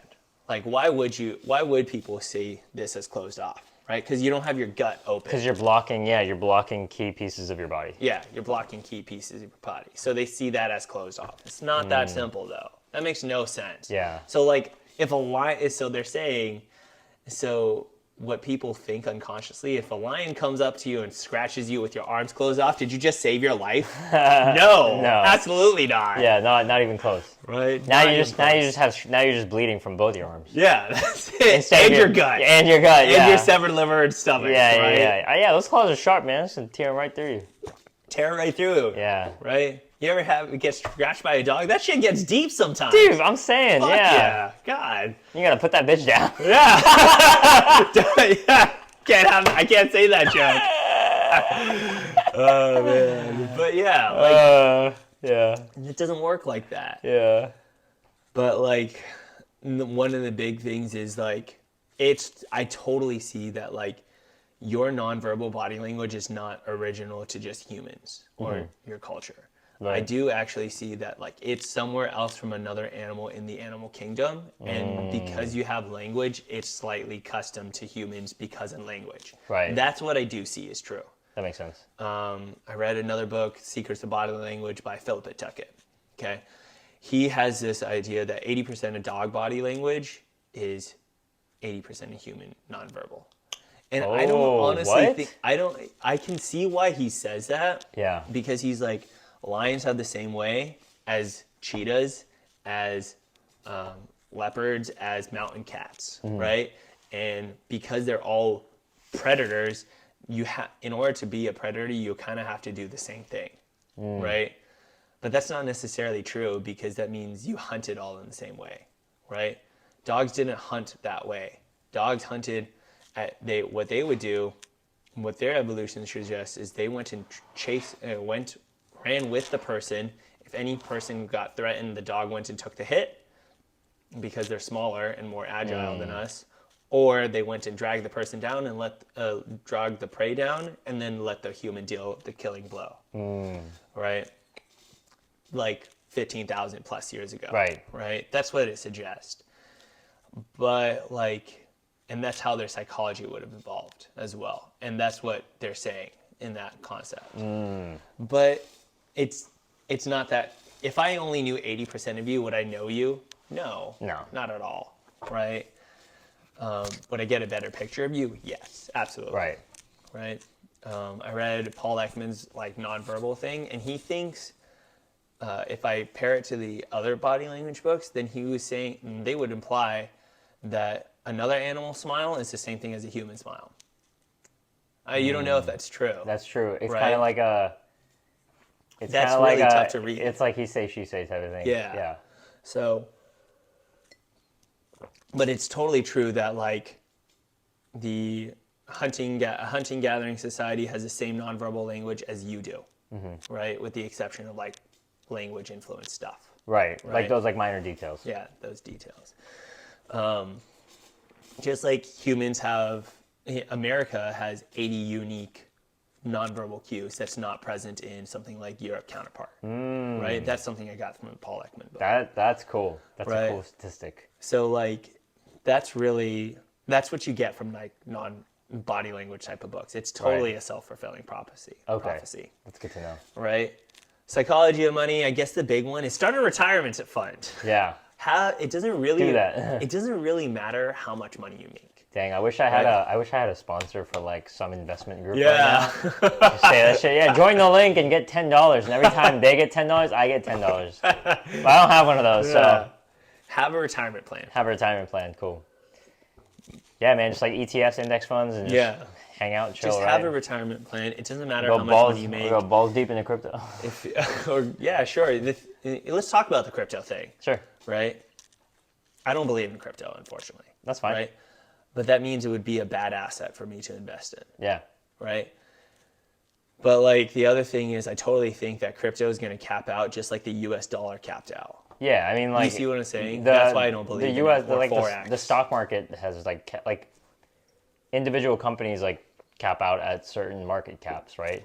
Yeah. Like that's what it is. I mean, Bitcoin's market cap is like $1 trillion right now, Mm-hmm. but like Apple's market cap is like $3 trillion. Yeah. It's like they don't even and that's just one company Yeah. Yeah. in the S&P 500. It doesn't even compare. It doesn't even compare. Yeah, I mean, Right? sure, maybe in like 10, 20 years from now, when more money gets pumped into crypto, it might be big. Maybe. Yeah. But like, I mean, also money will get pumped into Apple too. yeah, Like, exactly. Yeah.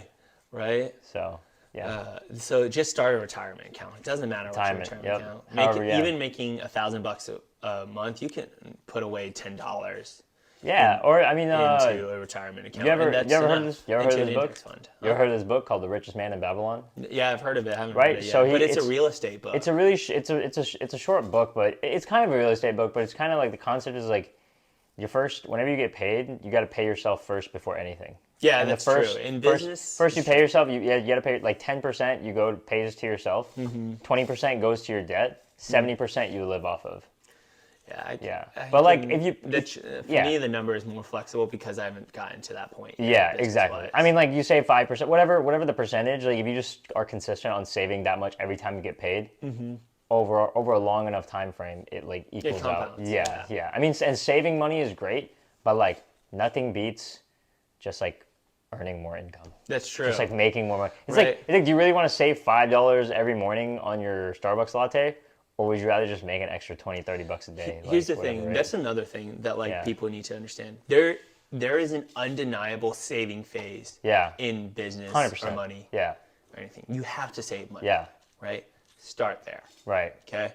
Lil Dicky has a song about it. Come up with a quota. Yeah. Right?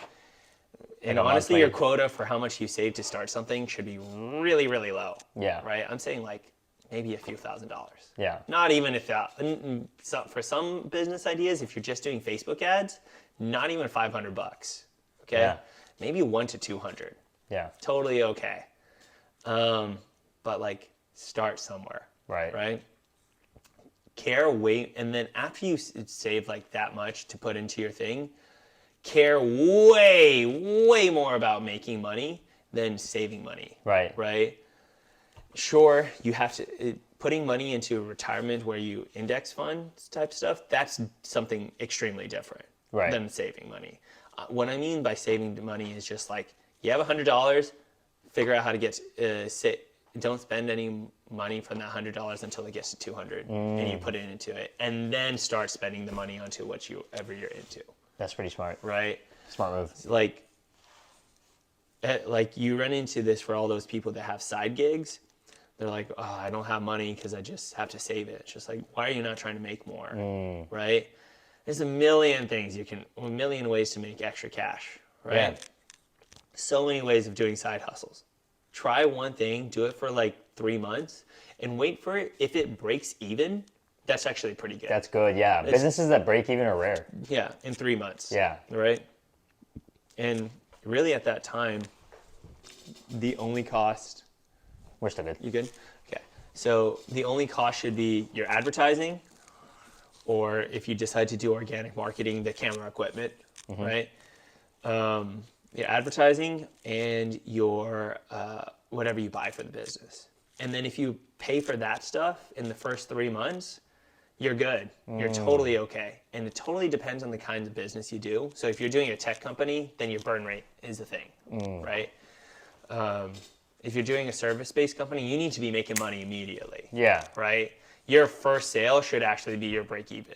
Right. Because Okay? there should be profit. Oh yeah, because if you're like advertising a service business on the internet, Yeah. yeah, your first, yeah, exactly, Your first sale should actually cover everything. Right.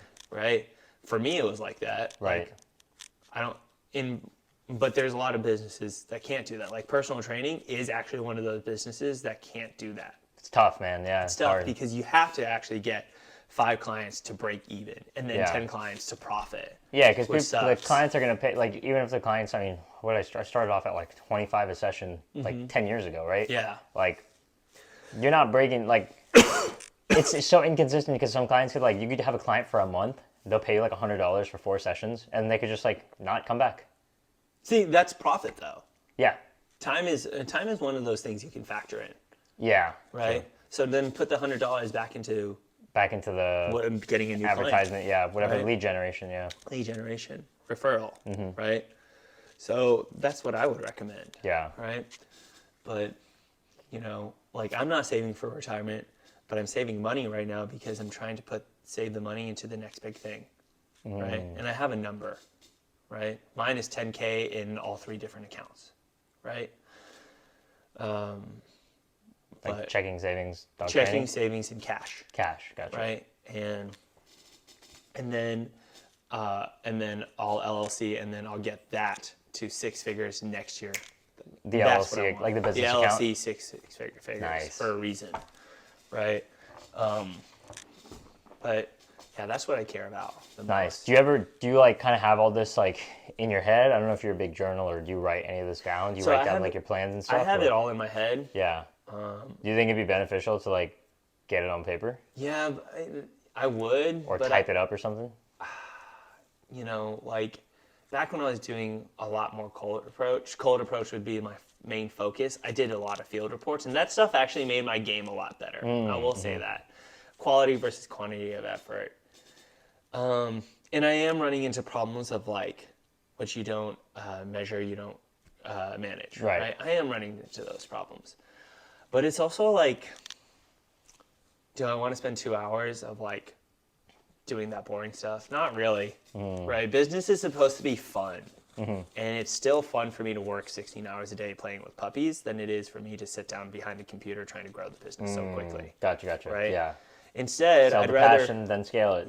I'd rather automate all the things, all my lead generation stuff, even my organic funnels, where all I'm doing is just posting pictures, posting a video, And then just focusing on what you like and doing. then just Focus on on your what craft, I'm doing, yeah. right? And then I'll do the boring stuff after. Right. Make business fun first, right? Everyone's just like, it's true. Business is about making money. That Yeah. is so fucking true. Yeah, dude, Right? it is, man. There's nothing that is more fun than, there's nothing better than when you're having fun making money. Yeah. Like it's the best feeling. It's the best feeling ever, right? Yeah. But it takes a while to actually customize that kind of fun. Yeah. True. Right? You have to trick yourself a little bit into it. Mm-hmm. So that's what I would do if it was me. But I mean, I don't journal because I don't like writing stuff down in general. I find it kind of boring, tedious, annoying. Would it be better? Maybe. But the truth is, like right now, I'm working the way I am. And it's where everything's working. It's where everything's working. Heck And yeah. I'll definitely have to change myself. There's a difference between being the person that makes 6 figures by themselves and $1 million. You have to change your personality. Right. You have to change your habits, right? Right. But you have to have the foundation of the fun part first, right? That's like the most important thing. Yeah, it's the most important part, right? You can be, everyone's like, I follow a guy on Instagram named Michael Sartain, right? And Michael Sartain, man, like it's more, he's just like the show leads into the results, right? Solve a problem, don't follow your passions, but like usually the passion you follow solves Someone's problem, yeah. Usually, right? For me, dog training it's a luxury service. That's true. Yeah. But like, there's a lot of trouble with dogs, and dogs are fucking annoying if you don't train them. Yeah. Every dog has to go through a training process. Yeah. Nobody understands that. Yeah, and some Okay. people don't train their dogs, and that's why other people find them annoying. Yeah. No, it's you find them annoying. Yeah. You, the owner, find them annoying. It's true. You hate your own dog. You're just feeding it because you're like, you adopted it. Like, Yeah. why would you put yourself through that pain for the next 15 years? Right. Yeah. Right? Training. It's actually. It's not worth it to not train the dog. It's not worth it to not train a dog. Like, honestly, get some shitty dog food. Save that money for a trainer. Yeah. Okay? Yeah. That's really what it works. That's what's going to be better than anything. And it's going to be better than anything because dog training is about psychology, attitude, relationship, then obedience, right? And then obedience is the control, right? And once you have a controlled animal, they're pleasant to be around, Yeah. right?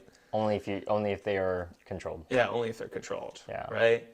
But if they're not controlled, they're so annoying. What's your biggest like dog success story? Oh, man. Okay, so let's see. There's a couple.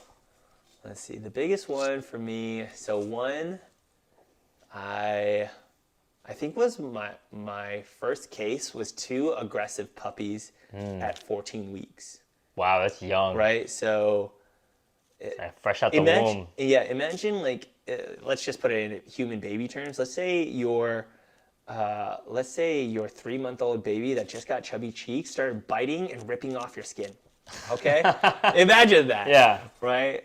But with a dog, they have 200 pounds of force in their jaw. Right. So it's way worse. Right. Right. That's flesh wounds. Not flesh wounds. That's like rips of You're chunks seeing- of skin. you're seeing right? bone. You're seeing bone. Yeah. At that point. And that was actually like my very first board and train that I ever did on myself. Dang. Right. And that was a big one. And their issue was you just had to socialize them and tell them that you can't fight, right? And then teach the dad. And their problem was that their aggression was genetic, but all the episodes got so subdued. Imagine imagine a schizophrenic gets off of Halidol. I think it's called Halidol, right? Imagine that because they have the symptoms under control because Wow. they got psychologically trained out of it. Wow. Right? That's kind of what that is. Yeah. Right? That's a crazy comparison. Yeah. That's a cool comparison to make though. Yeah. Right? So, and these dogs are genetically aggressive. Right. But they haven't had an episode after I trained them because I taught the dad how to control it so much that the dogs have self-control. Nice. Right? Dang, that's huge. That's huge. Yeah. And that was my first That's big for fan success. client. Nice. How long ago was that? Over like 18 months ago at least. Nice. Yeah. Let's see. What was another one? I just trained a dog aggressive Rottweiler. The people didn't know it was aggressive. Oh yeah. So, but he started showing all these signs. And one of the things you run into in dog training is supposed to boost a dog's confidence. And this dog came dominant aggressive. So dominant aggressive is this dog perceives itself as a leader, and I just gave this dog more confidence. So now it has more confidence to go bite. Right? Tough. So I had to fix that. Right. And that was the most recent case. Let's see, it was another one. I have a lot of the dogs only become cool for me. That's always fun. It's always fun to see old friends because I actually like dogs. Yeah, always be educating just passively. Yeah. Right? Until you pay down your ignorance tax until you are like making $500,000, being a 1%er in every single aspect, right? Health, wealth, relationships. Health, wealth, and relationships. And that's all you should focus on, health, wealth, and relationships. That's it, man. Those are the big three. Yeah. Those are the big three. I remember 5 years ago, like when I first got diagnosed with the UC, like that's what I was like, yeah, that's my goal. Health. The top 10% of health, wealth, and relationships, right? Yeah. That was the biggest thing. And I mean, with health and wealth, you can wealth is objective. Health and relationships are pretty subjective. Well, but here's the thing about wealth. The thing about wealth is it's just like have enough money just to live comfortably. Yeah. Right? Don't like I talk to this one guy that's practically homeless all the time. And I'm like, why the fuck are you homeless, dude? You live in America. Yeah. Okay? You have a high school diploma. Like, you can go, like, one of our closest friends, Taylor, has a fucking high school diploma. Okay? He has an associate's degree, technically. Mm-hmm. I don't even know if he got his associate's degree. Actually, I have no idea. So, you know, like, and he had, like, Taylor has a $40,000 job. He's living Full-time job, yeah. Full-time job. And he has DJing on the side, right? My roommate has the same credentials as this guy, and the other guy is homeless. Like, that guy's not trying. Yeah. You live in a fucking America. The land of opportunity is real. Like, yeah, the land of opportunity is real. Yeah. And I honestly think it's not shown. I honestly think it's because he's fucking white. He doesn't understand that. He doesn't have a mental disorder. Okay? He's not physically disabled.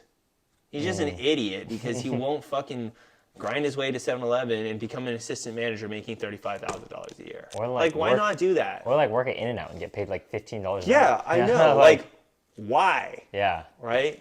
He's like, I don't have a car to go to these places. It's like, okay, fine. Then work at the gas station across the street. There's a gas station literally on every single corner in the whole world. Yeah. Okay? The manager of those gas stations makes at least $35 a year. And $35 a year is enough to live comfortably with a roommate. Yeah. Okay? Like, you're not trying if you're not average. Yeah. Okay? True. Unless you're working on something more like a holistic type of mission, right? Doing something for yourself because it makes you feel good about yourself, or you're like having money makes you feel depressed. Yeah. Which is really common.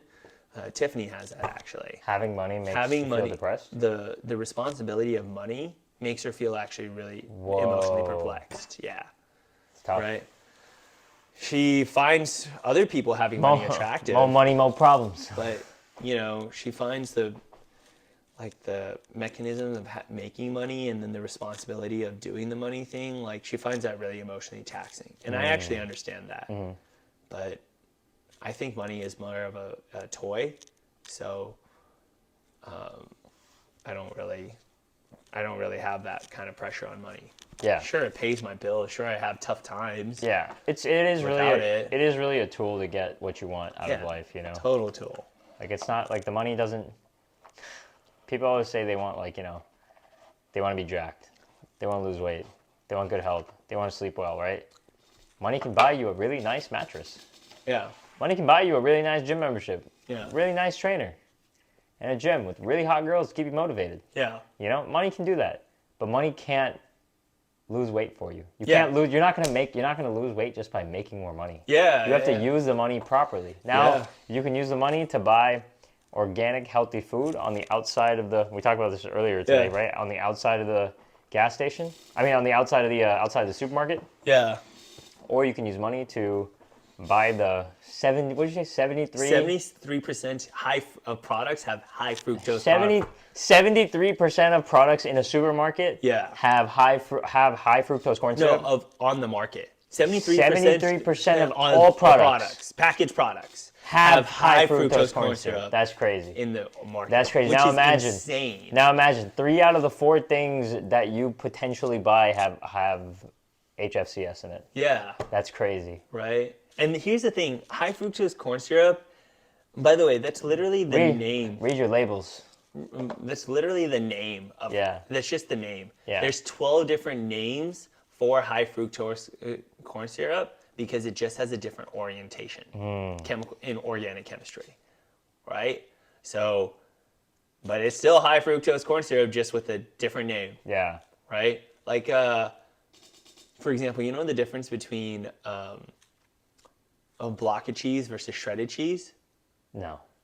They put starches in there in the shredded cheese so that it keeps its texture and separates. Oh, so it doesn't get But you ever taste the difference between when you grate cheese versus shredded shredded cheese? It tastes so much better when you grate. Way better when you grate it, right? And it's cheaper too. It's cheaper Yeah, if you buy the block versus graded. It's way cheaper. Yeah. But no one wants to do like 1 minute of grinding cheese. Like, come on. That's insane. It's fucking insane. Yeah. Like, and some of those brands of shredded cheese have high fructose corn syrup in them. That's crazy, bro. Some of them have canola oil too. Some of them have canola oil. Like, and oh my they god, cost way more. Dude, we talking about fructose Like, corn this is syrup, it. dude. Canola oil. Y'all want to know where canola oil was like originated from? So- you know why it's called canola oil, right? Because it comes from Canada. Like Canada. It used to be Canadian ship oil. Like Canadian ship engines used to use canola oil to power their ships. Mm-hmm. Yeah, man. Canola oil, corn syrup, like what else? I mean, like there's a bunch of other BS that's in like everything, right? Yeah. So I mean, maybe I would say like with all that said, right? Like the Venn diagram of like HFCS, canola oil, and like all this other BS, right? Like it overlaps each other, and there's probably like what 5-6% of food that's actually good for you. Yeah, and it's literally, you know what, like on the Huberman podcast, I listen to a lot of Huberman podcasts. Shout out too. Huberman. You Yeah. should listen to Huberman podcasts. I do Like, listen to him. Yeah. Like for your audience, like Yeah. listen to Huberman podcasts if you yeah. want to start just a general health journey. Yeah. Okay. On his, he had this one podcast with like a sugar researcher type, and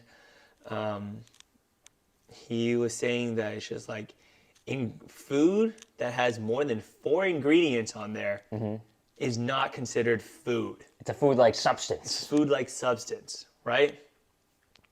Food, definition-wise, is something that gives you energy when you consume it, right? And I'm not talking about like celery where it's negative calories, Right. and it technically takes away energy.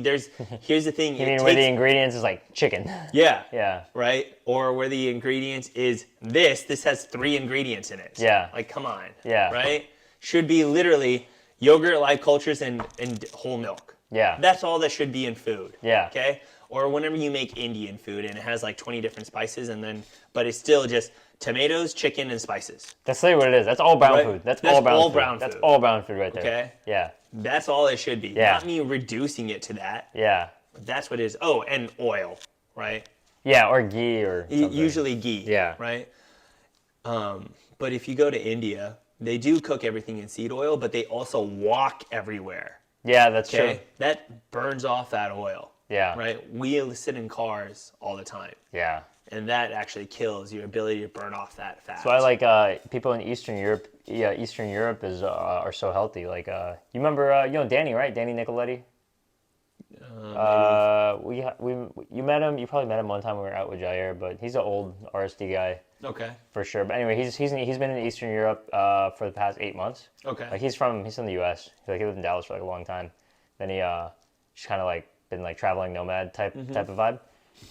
And he's like, dude, he walks like 7-8 miles, like 15,000 steps a day. Yeah. Just like walking around. He's like, yeah, we don't like drive to the gym. We just walk to the gym. We don't Yeah. drive to the supermarket. We walk to the supermarket. You know, and like you're just burnt. You're just doing so much activity that all the food you eat it doesn't even matter. It doesn't even matter. Yeah. Yeah. You can eat. It's totally okay It's to eat like acceptable. 3,000 calories. Exactly. And just walk everywhere. Yeah. But we don't do that. Like, Yeah. luckily I have the dog thing to let me walk every day, but it also, but I also work out because I still sit around a whole lot. Yeah, same. Right? That's why I love going to the gym, not to, get jacked. I love to just like move my hips after sitting down for 8 hours a day. Yeah, like, or that's like it. move my shoulders around and like just do some mobility and stuff and Yeah. like just get moving. Just get moving every get single moving. day. Like if there's a day you don't move and like, today I'm guilty of, I went for like a 20-minute walk today. That was the only physical activity I did. But like, Okay, so 1 still, mile. Yeah, it's still better than nothing, Better like, than nothing. right? But like you have to move every single day, or else like your body will you use it or you lose it, Or lose it, right? yeah. So Right. yeah. Yeah. But You gotta okay. do that, man. Let's go ahead and like talk about like where all the hustle mindset stuff comes from for both of us. Yeah, mine used to be Gary Vaynerchuk, but I stopped listening to him like 6 years ago. For me, it was cold approach. Oh, okay, all right, Right. yeah. The reason why is, That makes sense actually. I'll tell Right. you a story about that after. right, so cold approach, and if you don't know what cold approach pickup is you go walk up to the girl with some I don't want to say scripted, but intention of talking to her for a romantic purpose. for romantic Yeah, purpose. and right? and women can do this. Women do this with guys too. Yeah. It's just Right. they're way more secretive about it. They're way more secretive about it. They're way right? more cunning about it. Like Right. And but the thing is, sex is a biological drive. Yeah, dude. Yeah, 100%. Yeah. So when you encourage the motivation of one biological drive, it tends to generalize and translate to other drives so much faster. Right? Yeah. It just does. Like, I know you're not really as big into the cold approach thing anymore, right? Yeah, I Which mean, is fine, 'cause yeah, I won't it's a like go thing out it's much, a thing but that yeah. you do in your early 20s. Yeah. It's not something you do after that because you get physically burned out. Imagine just going out every single day till 4 a.m. when you've been working from 9 to 5. Like, Yeah. come on, you're going to sleep Sounds 5 hours every single atrocious. day? Like, that's insane. That's the biggest thing. I love being social. I love cold approach. I love like being, having that communication. But yeah, man, the sleep is what kills the me, sleep man. kills Like, you. Just last night, bro, we stayed out till like 2:30 and like in downtown Plano, and we were just hanging. Like we met people at the bar and we were just hanging out. We went to a different bar, right? Yeah. But then like we stayed out so late. We're like playing freaking board games at the bar till like 2 a.m. See, I actually, And then we just like I wouldn't enjoy that personally. I enjoyed it. I had a great you had time. fun I had a doing great that. time. Like I love playing darts. I love shooting pool. I love doing all that stuff. But like, my internal alarm woke me up at 7 a.m. today, and like, I'm gonna go to bed at 10. Like, Sahir's going out after this. I'm gonna go to bed at 10 o'clock tonight. Yeah, I still do the cold Yeah. approach thing because Yeah. it's fun. Yeah, it's a good time, man. It motivates me. You learn a lot too. You learn a lot. What's yeah. what's some big takeaways you've had for, like on like social dynamics? You suck at it at the beginning. That's the big one. Yeah, the first 1,000 don't count. First 1,000 don't count. Yeah, You really suck at it at the beginning. Just like any talent, by the way. it's true. Right? Let's see. So, the sucking at it at the beginning is one. Then, let's see. See, the truth is, it's still a faster, more easier way to network and offer value than online. You have to physically meet somebody. Okay? You can do the whole Instagram online dating thing, but the truth is, like, sorry to say it, those girls are not into looks as much as you think, right? They're only into women are way more into people than I Men. actually think even like a psychologist that's extremely extroverted and mechanically knows people inside and out does, Right. like a man, right? I think the average woman is way more into like the emotions of other people so much, right? And we can say the evolution stuff and whatever, but like at the end of the day, you can't have sex through the phone, okay? True. Or you can't like. The other thing is like men want to be you when you go with girls. It's facts. Right? Men Yeah. want to be you when you go with girls. How many nights have you like gone out with somebody who like who isn't big into like cold approaching and stuff, and they're like, "Dang, tonight was crazy," and you're Yeah, like, yeah, yeah. "You're like, yeah, it was an average night." It's an average night. Yeah. Yeah. Yeah, I'm actually regularly going out with this guy right now. That's like that. yeah. I kind of miss those days, where like everything was everything was so new to us. We just found everything like so. Do you remember when we walked in a Fat Rabbit and like we saw like Royce go one way, like and then we saw Josh go one way. We're just like, "Yo, this crazy, yeah, right? like yeah." Yeah, but like Now we do that shit, like do that. Yeah. I think that doing it is so much better than just watching those three, right? 100%. Yeah. Dude, yeah, we're almost as old as Josh back when we first met him. Oh, that's true. Yeah. He was like 31. I think Julio was like 35. Yeah. That's true. And Royce is always dating some hot girl. Is he really? I mean, I didn't catch up with Dude, him lately. he posted on Facebook and Instagram. Yeah. Like the girls he's around are always very attractive. Dude, he's just on top of it, man. He's on top that of dude's it. built it. Shout out Royce, bro, if you're ever watching this. Right. So yeah, I mean, but you wanted to talk about cold approach. What is it that you wanted to talk about? Man, I'm trying. I can't. Like, because I said I have a story about this. Yeah, go for it. I can't remember what I was gonna say. I'm trying to remember. Because you said it was like the best way to show value in person versus. Yeah, I don't know. Go ahead. We'll just keep riffing on the topic, but yeah, I know you said some of your biggest takeaways have been like, you know, it really challenges you to hustle in other aspects of your life. Yeah. Really allows you to show value versus like a Tinder or a Hinge or some dating app. And then I feel like just, I mean, are you naturally an extrovert? No. Right? But game gets you pretty extroverted. The only reason why I can work 16 hours a day is because I'm not actually extroverted.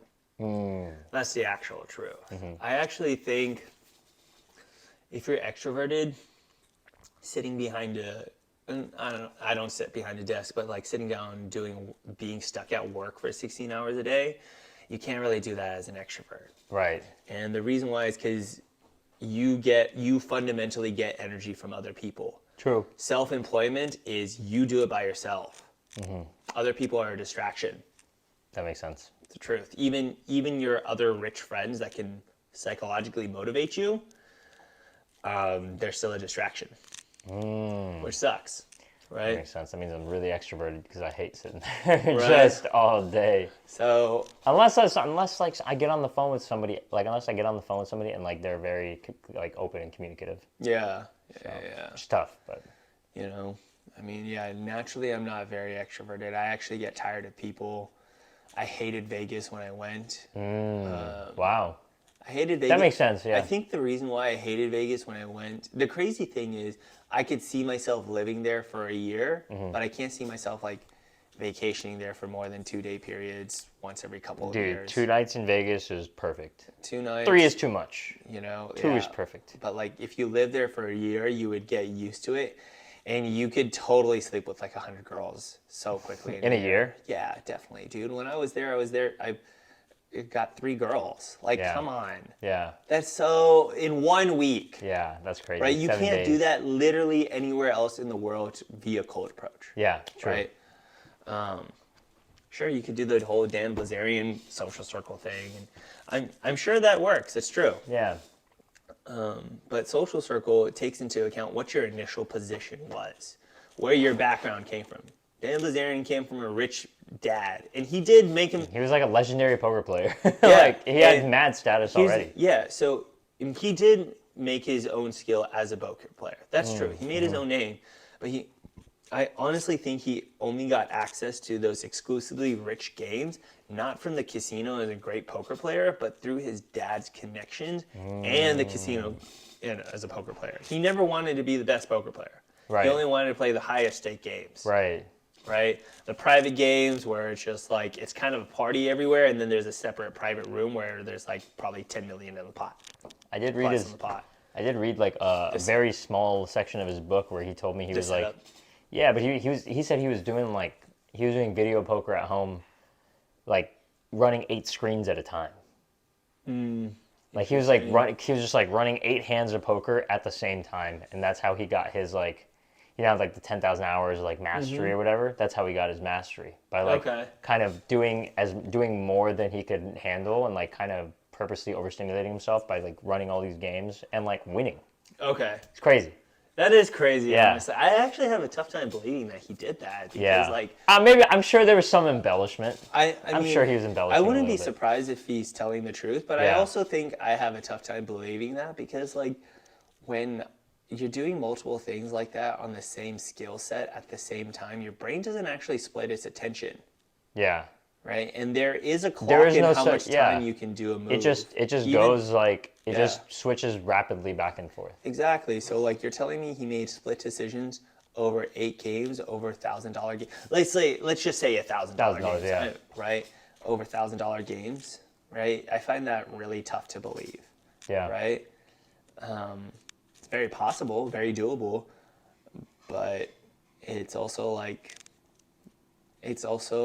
tough to imagine on the human mind. It's possible, but it's not probable. It's not probable, Yeah. right? Or like Michael Sartain, he's all about the social circle thing. Yeah. But he also had 3 years of cold approaching under his belt. Yeah. Right? He met Mystery. He met Matador. Right? Yeah. Yeah. So he was into it for a little while. Right. And if you look at his humor, it's cold approach humor. Yeah. It's true. definitely yeah. cold approach humor. Like that vibe stack. Yeah. Like stacking and all that. It's definitely cold approach humor. But it's also like forgetting he is actually naturally a good-looking, smart guy. Yeah. He is very smart. He's yeah. very naturally talented. That's Agreed. true. Yeah. And he did use his talent in a direction. Right. Right? But, you know, he was in the Air Force. Air Force definitely has access to a lot of women, right? Just inside the Air Force, okay? Yeah. Then he went and became a DJ at a strip club, then a manager at a strip club, and then worked at the Playboy Mansion as a videographer. And then after the videography the access job, is insane. the videographer job at Playboy Mansion, he went and became a manager at a strip club on the Vegas Strip. Like, come on, the access to that, like, most people cannot have that kind of access. And the ability to like use that world to build more connections. Exactly, right? So, you know, like, he definitely had that stuff, right? Right. Good for him, but that's not a repeatable formula. And if you're Yeah. doing the whole social circle type of stuff, your background matters, like, way more. Yeah. Right? And I also think he leans too much into the whole SMV stuff. If you improve your SMV, then you'll get more girls because girls aren't the focus, right? And the truth is, only guys online that really focused on that stuff say you should do that stuff. You kind of know, me and you both have beaten the muscular, good-looking guy. Yeah. Okay? Me and you have stole that guy's girl before. Yeah. Okay? Like, you know, it doesn't matter. Yeah. Right? It doesn't not matter at all. It definitely it catches attention, but it doesn't maintain attention That's true, right? for a long period of time. Because you see like, I mean, like, not in every scenario, but like you'll see instances of like really good looking dudes getting girls, but then like 3 months later, the girl's like, character beats looks any day. Yeah. Right? Yeah. But the looks like help. If you have good looks and you have good character, like, you're unstoppable. Yeah, but even then, like, the thing is, like, you know, like, extremely attractive people are fundamentally not that interesting a lot of the time, right? And because they got all this social validation when they were young. Right? That's right. Because they think that they don't need it, something, right? Whereas you meet people like us, and we're like, damn, these guys are characters. Yeah, we're characters. In a fucking movie, like. So, you know, like. Yeah, that's not even bragging. That's just straight up truth. That is just right. But I also have a tough time relating to like a lot of average people. It is tough. That's one thing I found is really hard for me to do, especially on some of these, like, I haven't been on a Hinge date in a while, but like on like a Hinge date or a Tinder date, like, it's really hard to relate. And then in person, you know, when the places we go out to now, like, it's really tough to relate to people that aren't, you know, I don't want to say our age, because there's people our age that we don't even relate with, but like, I don't know, man. I feel like we're very niche people. Yeah. I mean, like, sometimes you gotta, like, man, Jay-Z has this line, right? He goes like, I dumbed down for my audience, doubled my dollars. They all hate me for it, but they still yell holla, right? But they all want to holler, whatever, something like that, right? And like, it's like that's what it is. It's like, we just gotta dumb it down a little bit, but like, I don't want to. It's so hard to dumb it down. It is so hard to like, what do you do? Like, what do people talk about? Dude, I don't want to talk about college football and like drinking beer I don't want to talk about IPAs. Like, yeah. You know, like, who the fuck cares about how you take care of your garden? That's a pretty cool topic. Like, I would talk about that. I would talk about that. Yeah. Sure. I don't have one. I don't have a garden. Okay, it would be interesting if you're like, I get something directly from a garden, like pussy. Yeah. Okay? That's the only way it's interesting. All right? Other than that, it's not interesting. Yeah. Dude, I want someone to sit through this entire podcast and just like, it'd be great. You know? Yeah. Like, no, I know what you mean. Yeah. But there's like certain topics I'm just like, I'm like, when I relate to when someone talks about like EDM or something, like, oh yeah, I love house music. They're like, oh yeah, I love going to like Excision and like popping mollies. And I'm like, good for you. I like going to Eric Pritz and like listening to him sober. You know? Yeah, like, we don't do drugs. Yeah. Right? That's the other thing, bro. Like, yeah, we love going out, but we don't drink, we don't smoke, we don't do drugs. We just like to go out. We just like to go out. Yeah. Like, knowledge doesn't matter. For me, I only use applied knowledge in my day-to-day. Yeah. I don't care about any of my academic stuff at Right. all anymore. Sure, I use Same. my psychology degree knowledge all the time. Yeah. That's true. Because I'm a dog trainer and I have to understand a dog psychology and I have to understand human behavior. Same right? with kinesiology, yeah. Right? Really I have to understand that. But it's also like, I don't care about the academic stuff because it doesn't make me money at the end of the day. It doesn't make me more fit. It doesn't even make me happier knowing that stuff and talking about that stuff. Yeah. Right? So, but they really dive down deep into the academic knowledge. I hear that. I hear that sometimes. Whenever I hang out with like AJ Godswill and Vignesh. Have you seen Godswill in a while? Yeah, I saw him at AJ's wedding. Oh shit! In What's October. up with him? Oh, dude, he's teaching. He's living in Austin. He's teaching.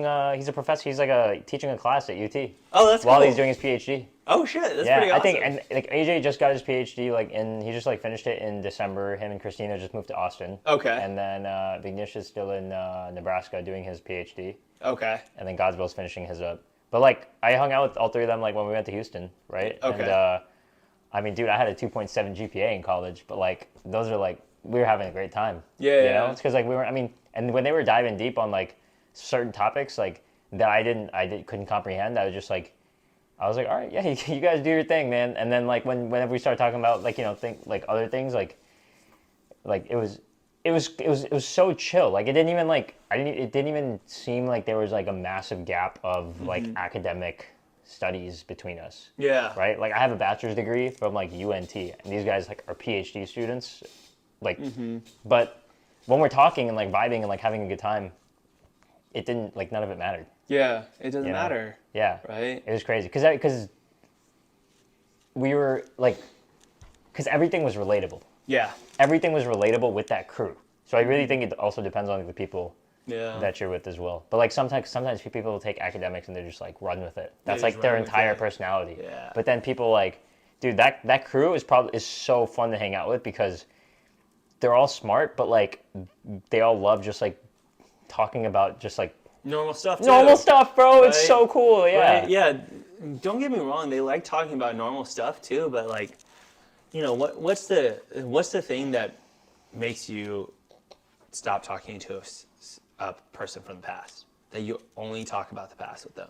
Yeah, exactly. And that was something that I did with my high school crew, and they could not talk about their future with me at yeah, all. it's like hey, I remember those good times in high school and college and but stuff. I'm like, you know? But, what's up with you now? And they Yeah. hated those questions. So I was just like, dang, that's like crazy. why? That's Like, how what's the do difference? you know that's how Mike and I were for a while when like after he had Kai, him and I would just talk about like the good times that we used to have, and we did that for like a long time. Every time we'd hang out, we just like talk about the old times. But then like I don't know, like a few years ago, we started making like new memories together. Yeah, Right? Like we yeah. started doing new shit Wait, together. is it because he broke up with Cindy?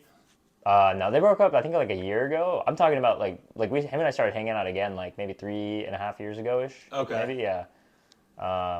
But no, man, we started doing a lot more stuff. Like we went out for like I think what started again was like when we went out for his birthday and stuff. Like way back, like 3.5 years ago, and just had a great night, man. Just reminded us of old times, and then we started like having just like new. That's right. adventures. I was there for You that were there, birthday. yeah, yeah. That's You were his there. 30th, right? Nah, that was his 29th. Okay. Yeah, Gotcha. because he'll be 32 this year, Yeah. I think. Yeah. Even though he didn't get a girl that night, Because he, right. he wingman So, really well. he Yeah. still had it. Yeah, right? he still And you're had, just he like, still had He it, still dude. That had was it. a crazy That's thing. crazy. He still He had had been it. out of it Out of the game for 3 like years. 6 years, dude. That's so Because fucking long. Kai was 4 at the time, so he did out 5 years. Yeah. Okay, yeah, he'd been out for 5 years and he still fucking Still had had it, bro. And now that he's single, he still has it. Still has it, dude. Right? And that dude is making like what, $350 a year now, and then Dude, just like still getting girls, like Jesus, and he's like Yeah. 34 now. 30. I think he's turning 32 this year. Oh shit, okay, Yeah, I thought he yeah. was a lot older Yeah, than us. I don't know exactly how much he's making, but yeah, it's definitely up there for sure. He's Right? making good money. And but he has a good life, man. He doesn't have a fucking bachelor's at all. Yeah, He didn't go to college. That's true. Yeah, Right? but he's so smart. He's interpersonal smart. Yeah. He's yeah, not yeah. like academic smart at all.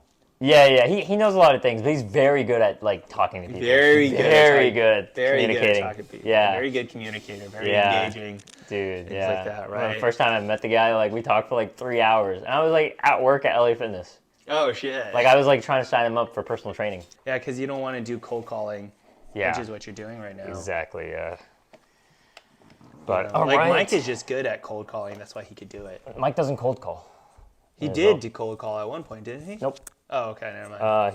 He had warm leads from AT&T, and then he did do like cold He did knocking door on to doors, door, knocking though. on doors. Yeah. I remember he did that for a few months.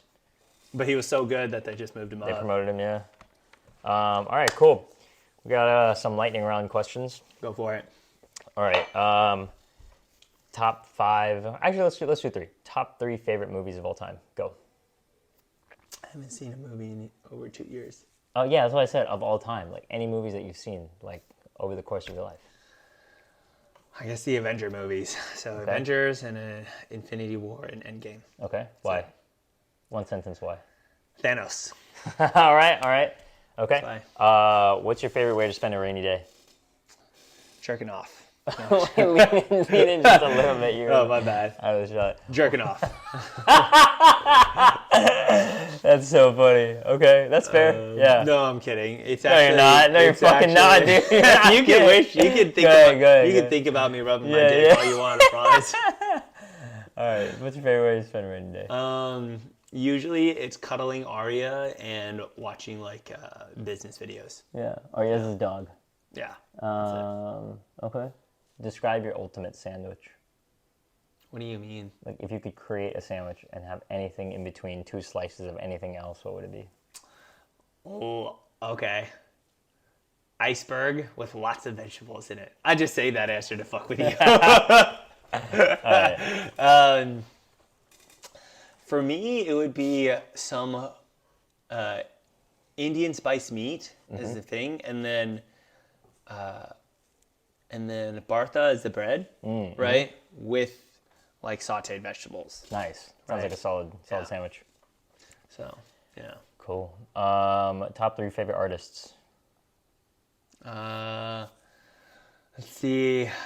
Cunning Linguist, Lupe, and Red Hot Chili Peppers. Solid choices. Yeah. Some nice lyrical action. Yep. Words matter, right? Yeah, dude. Right. Yeah. Beat matters too, but words matter. 3 favorite albums of all time. Stadium Arcadium. I like The Cool, and then Cunning Linguist album is Studying English. Okay, I'll have to check that one out. I think it's called Studying English, or Yeah. it might be Campfire. I don't remember. Yeah, I don't remember. Okay. The Cool was a great album though by Yeah, Lupe. Cool is a great album. If someone were to play you in a movie about your life, who would it be? What actor? Let's see. I don't know. Actors are too like ethereal artist type, and I hate that. Actually, Do you want me to better like who would direct it? you know what? And I'm what just do you gonna think? say a Bachchan Who? from a Bollywood guy because he's brown. That's it. A Bachchan? A Bachchan. Who's that? Yeah. He was in all the old Bollywood movies. Oh, Amitabh Bachchan. Amitabh Bachchan. Oh, dude. All right, I was like, Yeah, wait, who yeah. are you talking about? Right, Okay, Amitabh okay. Bachchan. Yeah. Okay, solid. What do you need right now? Money. not in the way that you think. Yeah. Okay. For me, the money is more like the goal of the business, not because I'm not broke, right? I would say broke is that you can't pay your bills or you're always living hand to mouth all the time. Right. But that's what I would say is broke, but like I'm not in that kind of situation. I'm more like make money to build more money To build wealth. to build wealth. Yeah. That's what I'm thinking money more of. Most people are thinking like I need money because of the dollars. No. I Yeah. don't need that. I already know that like I already know exactly how much I'm going to make by the end of March. Right. I already know exactly my projected amount for the spring quarter. Okay. I know my projected amount for the summer quarter. And then I know my projected amount for the fall and winter quarter. Nice. That's some accurate. For the next year. That's some accurate right? forecasting right there. That's different. Yeah. And that's the kind of money I'm talking about, that I need to meet those quotas. Yeah. It's fine if I surpass them for now. I actually think in the future, it's not going to be okay that I surpass them. And that's how I think about money. Nice. Okay. Right? Solid. Yeah. That was a good breakdown. Yeah. On a lighter note, what's your favorite dad joke? Can you pull one out right now? Yeah. Under pressure? I'm thinking. Let's see. I watched this one Rottweiler that does these dad jokes, basically. I can't bust one out right now. It's all good. Favorite sport to watch or play? Play soccer, of course. Right. Right, because I did that for 15 years. Shout out to the Strikers. Oh, I'm surprised that you remember that. You watched one of those games. That's right. I did, yeah. Soccer is most fun to play. To watch is probably basketball. Basketball? Honestly. Yeah. Okay. Basketball or rugby. I actually watch a lot of UFC, if you consider that a sport. But, I consider it a sport. so UFC is probably up there if it's a striking match and not a grappling match. Okay, yeah, that makes sense. Yeah. That makes sense, yeah. Do you have have you been watching a lot of basketball and UFC? UFC more than basketball. Who's your favorite fighter? I would honestly say Anderson Silva. Anderson Silva? Yeah. I mean, I don't know any he's an fighters' OG fighter, names. yeah. Yeah, I don't know any consistent. I don't know any of the new fighters by name. If UFC if it shows up at the bar, everyone's watching it. That's the only time I'll watch it. Gotcha. Right? Gotcha. Sounds good. Yeah. If you could have dinner with any two people that have ever existed in all of time, who would they be and why?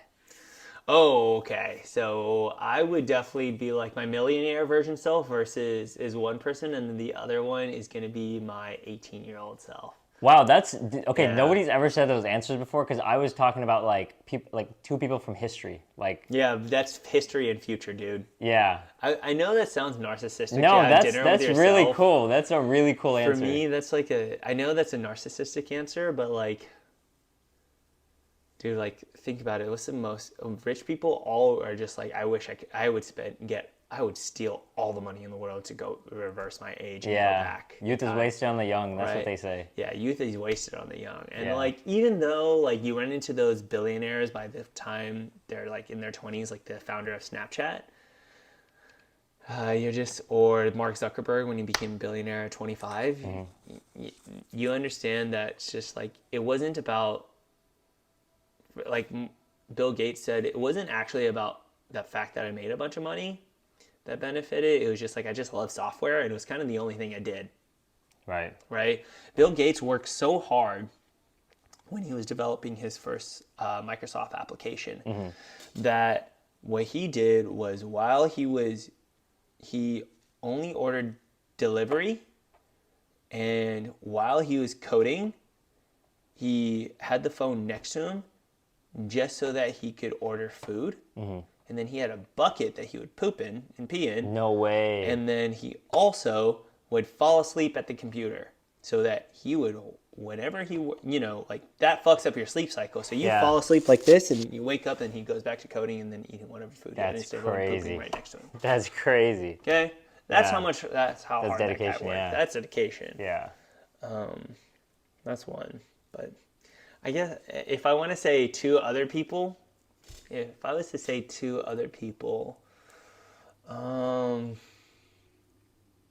see. There's two other people.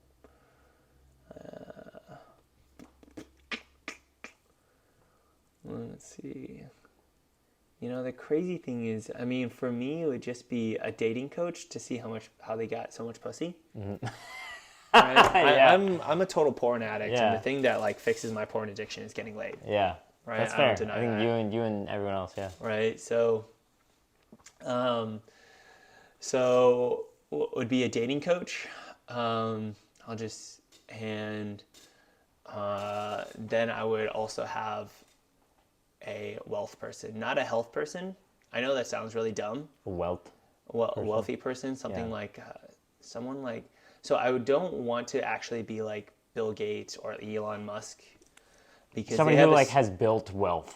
no, they actually both built wealth. No, but I'm saying like, are you talking when you say wealth? Somebody, you mean So like it someone would be that's probably like Grant Cardone would be yeah, one. like a kind of like a Grant sales or Cardone. investor type of guy. Yeah, so Grant Cardone would be the wealth guy that I'd probably have dinner with, and then if I wanted, a health person might be Nate Diaz, the Diaz brothers. Oh yeah, Right? yeah. The Diaz brothers would be one, because even though they're vegan, you're just like, how are you like healthy? Dude, I think Nate Diaz has Crohn's too. Or Yeah, he has exactly. UC or something. Yeah, he had to. He's on a vegan diet. Oh, that's crazy. I didn't He's know on that. a vegan diet because it says that he doesn't do optimal strength. Mm-hmm. It doesn't optimize for his strength, but it optimizes his recovery. That makes because sense. Okay. I actually think he figured out his metabolics of what makes him feel better. Yeah, yeah. And then just that's did what, that. That's what, yeah, because everybody's body is different. Yeah, everybody's body's different. And I actually, like, I know you hate the vegan thing, right? I mean, Right. I mean, But it is what it is. I don't recommend it to people, but I don't yeah. recommend, and I actually don't recommend it to Yeah. people either. I don't recommend carnivore to people either. Yeah. But you do the carnivore thing because it's what you can digest. Exactly. Right? Yep. That's different. I'm like more of on the balance perspective. It's like I'm trying to, like, I have a crazy sugar and salt addiction. Mm-hmm. I love sugar. Like I know. after a week Been of, there, yeah. dude, like after a week of like not eating processed food, I had one chocolate jelly ring, Yeah. one chocolate gummy Yeah. covered. Holy shit, that tasted so good. Jesus Christ, right? Yeah. So that's why I would want to talk to a health person, that I don't want to have to like have that kind of addiction and That have makes to get sense. away from it. Yeah. Right. And then dating coach, I mean, maybe mystery, but mystery is more like a. Did you see that mystery in Owen Cook? Yeah, I Yeah, saw that that. was pretty cool. I think mystery is an interesting person because of what he developed. Yeah. But the thing is, like, it's so disingenuous to do that. Yeah. Right? So if I say Charisma King is actually kind of low level on the dating coach scale. Not that he's a great pickup artist. Great fucking pickup artist. But he's also not necessarily, I don't want all my life to be about social connections. And Right. all his life is about social connections, connections. right. And that's all good and well. Don't get me wrong. It is. Because if you have great social connections, you don't need money, right? You don't need health, because all the people you're around are just going to do it for you, with you, Right. right? They're not going to move your arms for you to lift the weight, but they're going to be like, hey man, just come to the gym with me. Hey man, I'm eating at True Food Kitchen, right? Mm-hmm. Or he's just like, hey man, you have $5,000, right? I'm getting into a real estate deal. Do you want to put some money in? Right, that's how That's what he's that's what he does. right, and that's how he could do it. I don't think Right. he does that, but Yeah. like you should have for me it would be one coach specializing in each Specializing thing, each right? health wealth relationship. Like, Cool. yeah, you should. Have you ever seen the show Undercover Billionaire? You told me about it. I haven't Bro, seen you it. gotta watch that right, I'll write show. it down. Anybody that's like into just like anybody that's interested in just like making money for themselves, watch Undercover Billionaire. You don't necessarily need to do those steps step by step, okay? And because you actually can't, because you don't have the knowledge.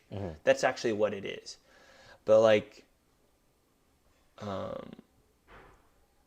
okay, I actually really love this show, so I'm going to talk about it a little bit. So on Undercover Billionaire, on the first season, they just have Glenn Stearns, and he has a $6 billion. I don't think he has personal wealth of $6 billion, but he has a company that's worth $6 billion. Right. And he was just like, I wonder if I could go back from scratch and just like do it all again. And it was his idea, so he approached Discovery to really film it, and then boom, Oh, that's so right? cool. What's his name? Glenn Stearns. Glenn Stearns. Right, Okay, check him out. So he did that first season, and he didn't meet the valuation, which I was really fucking surprised about, honestly, that he didn't meet he didn't finish the challenge. Dang. The challenge is that they have to make They have to get a $1 million idea in valuation. Oh. Okay. So he didn't make it technically. And otherwise the bet is they have to put in $1 million of their own money into the business. Now $1 million for these guys is nothing. Nothing, right? yeah. But It's just for the show. Yeah. it's just for the show. But here's the thing. One of the things you actually know about a lot of rich people is once they become rich, they're kind of stingy. In a lot of ways. True. They're That's fucking true. stingy. How So like rich giving people up stay $1 rich, million man. is not something they want to do. Yeah, that's true. Right? Like Dude, yeah, like people, even rich people hate spending money on personal training. Yeah, exactly. Yeah, like, you'd be worth $1 Hate billion and still hate paying somebody like $100 an hour. Yeah, like, they would hate it. Yeah. Right? So I'm going to watch the show. I was really surprised by him. Then Grant Cardone is on there. Then Monique Islet from Timberland's ex-wife Oh, okay. is on okay, there yeah, as well because she's an investor. But like, I actually have a really tough time believing that she got a $1.1 million valuation for her business. And the reason why, and I'll tell you why, and this might just be like common sense, okay? How does an Instagram page, 2 food trucks, okay, $50,000 worth of product, and a $25,000 investment get a $1.1 million valuation? He used $50,000 to pay off the people that are doing the valuation. No. The investors for $25,000 investors Yeah. only bought 2% of the business. So if they bought 2% of the equity of a business, what's 2%? Oh, what's 20? What is 2% times 50? What's 2 times 50? 100. Right. So then you multiply the 25,000 times 50. That's 1.25. Yeah, $1.25 million valuation. Does that make Oh, sense? yeah. Right? Oh. And you're just like, that is such horseshit, right? Dude, yeah. Dang, she got lucky on that. That was such fucking horseshit, Yeah, right? yeah. You're like, I would never buy a couple of food trucks and an Instagram page for $1.25 million. Yeah, no, definitely not. Like, fuck Buying no. 2% of it for 25, that doesn't make sense either. Huh? Buying 2% of it for 25. So business valuations are actually done from the investor's perspective of the entrepreneur. That makes sense. Okay. Sense, yeah. In the show, they show how what she did, and this is a great negotiation tactic in general, by the way. She needed to go to investors to get capital for her business. She needed $25,000. Okay, so there was the small venture capitalist that invest into literally specifically small business minority women entrepreneurs in their local community. Okay, and they didn't want to branch past that because they could physically go to all the businesses and see how their businesses and see how they could grow them is. And they're, they're probably losing money on all of them technically, but they only need one golden nugget to pay for all of them. Of course, and usually that one golden nugget pays for all of them and then some. Yeah, that's pretty much every VC. So that's what they did. And so initially, what she did was what they said, okay, we'll give you $25,000 for 25% of your business. So that would put the valuation at what? $100,000, right? And she's like, no, I don't need your money. If you're going to say that I'm getting $25,000 and every single dollar I make, you get a quarter. Yeah. That's terrible. Yeah. Right? Imagine if your boss just said that. I understand. Right? Yeah. So it's just like a quarter, and you're just like, no, I'm not. I'm fucking done with this. Bye. So she walked away from that, and then she went to a few competitions, food truck competitions, and every single time she sold out of all of her products. So that's what put the few $1,000s in the bank. That makes sense. Okay, like the $50,000 in the bank. I think it was less than 50 actually. No, it was $25,000 in the bank, because what did they do? They saw that she sold out her product at every single one of these food promotions, had the investors come out and visit her at each one of these food competitions, and then they're like, okay, we trust you. You always sell out. We're definitely going to make our money back from you. Right. We'd like to do $25,000 for 2% of your business. And that's what put her at the $1.25 million valuation. For 2%. That's Are you crazy. fucking kidding me? That is such a fucking scam, bro. Yeah. Imagine if Zarek is a venture capitalist, Yeah. right? Well, imagine Zarek would if never do that. Yeah, exactly. He would laugh. He would laugh at that. He'd be like, what the fuck? Like, Yeah. why would I get up from a business and get 2%? Yeah. Why would I get 2 pennies for $1 for every single thing? Yeah, that's Like, fuck no. so dumb. That's terrible, Damn. right? Damn. It sounds like a good show, though. I'm going to watch it. Yeah, you should watch that show. And Grant Cardone is great as well. Yeah. Grant Cardone's personally my favorite because that is straight up game. It's straight up game into the thing. I'll watch you can his, you don't need to subscribe to Discovery Channel to get it. I'll 1, 2, 3 Just movies. YouTube it. Yeah. Yeah. Oh, yeah. I'll Yeah. YouTube You it. can YouTube his description is actually better. Dang. I'm going to check it out. Yeah. Watch that Dang. show, inspirational as fuck. Maybe you'll Look it up want right to now. go out and build your own thing, man. Yeah, I'm going to look it up right now. Right. You want to kick a freestyle? Sure. Let's do it. What kind of beat do you want? You pick. Surprise me. Oh, okay. Give me like a hint. Do you want old school, new school? Like, Um, do you want a certain not song? a trap beat. Do you want to do like a certain song? Go No. on top of a certain song? Like I said, man, I don't listen to music anymore. Okay. I haven't listened to a song in 2 months. Isn't that crazy? Yeah, that's nuts. Outside of the like nightlife type stuff, I don't, and you don't know the names of those All right, songs. here we go. All right, you ready? All right. Do you want me to spit out words and shit, or do you just want to go off the top? I'll let you know Okay. once the beat goes.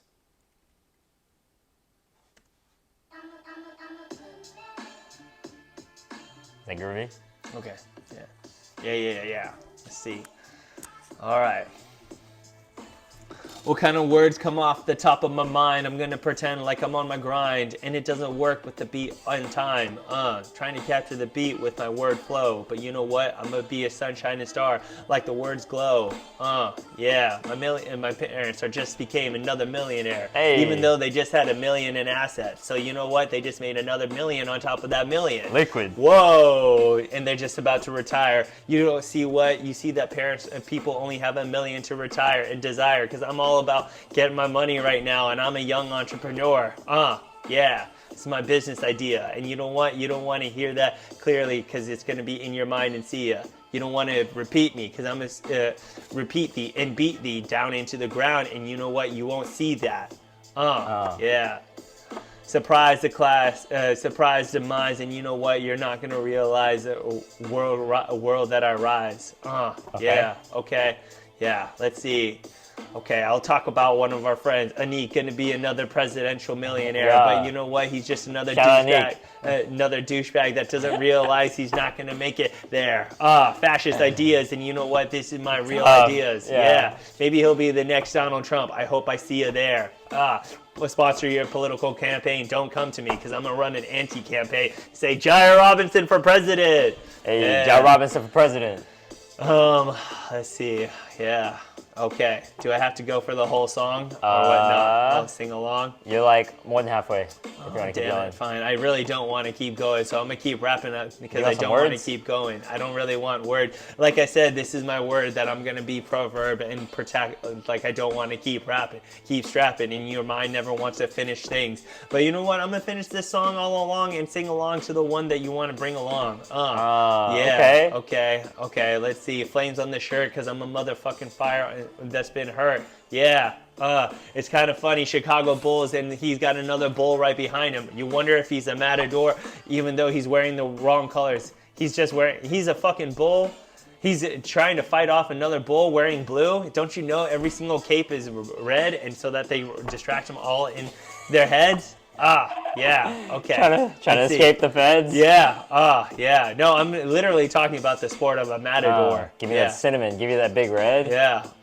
Yeah. Sure. That's still not what I'm talking about. But maybe okay. the paint. Maybe the paint in the '80s. Yeah, filled sure, with lead. Yeah, sure, Barrow. I mean, that's supposed to be deep and poetic, and you know what? You're You're not that pathetic. You're quite amazing all along, and thanks for the singing, allowing me to sing this podcast all along. Goddamn, I was thinking that was just the last minute. But You are at the last minute. Oh, I'm at the last minute now, but that was supposed to be my finishing line for me to say that I've been gracious this whole time. Thanks for being my friend for the past 15 years plus. And you know what? We're going to have a great time another 15 years all along. And you know what? You'll realize my millionaire time. Yeah. God damn, you're only as worth as the net worth you're around and worth. You're the average of your 5 closest friends. Yeah, you're as the average of the 5 closest friends. But you forget something. Someone is at the top of that 5 closest friends. And that might just be me. Right? The business douche is within me. And that's my dream within me. Because that's what I'm going to be. Yeah. Dang. You heard it here first. Sahir dropping them bars. As a business douche.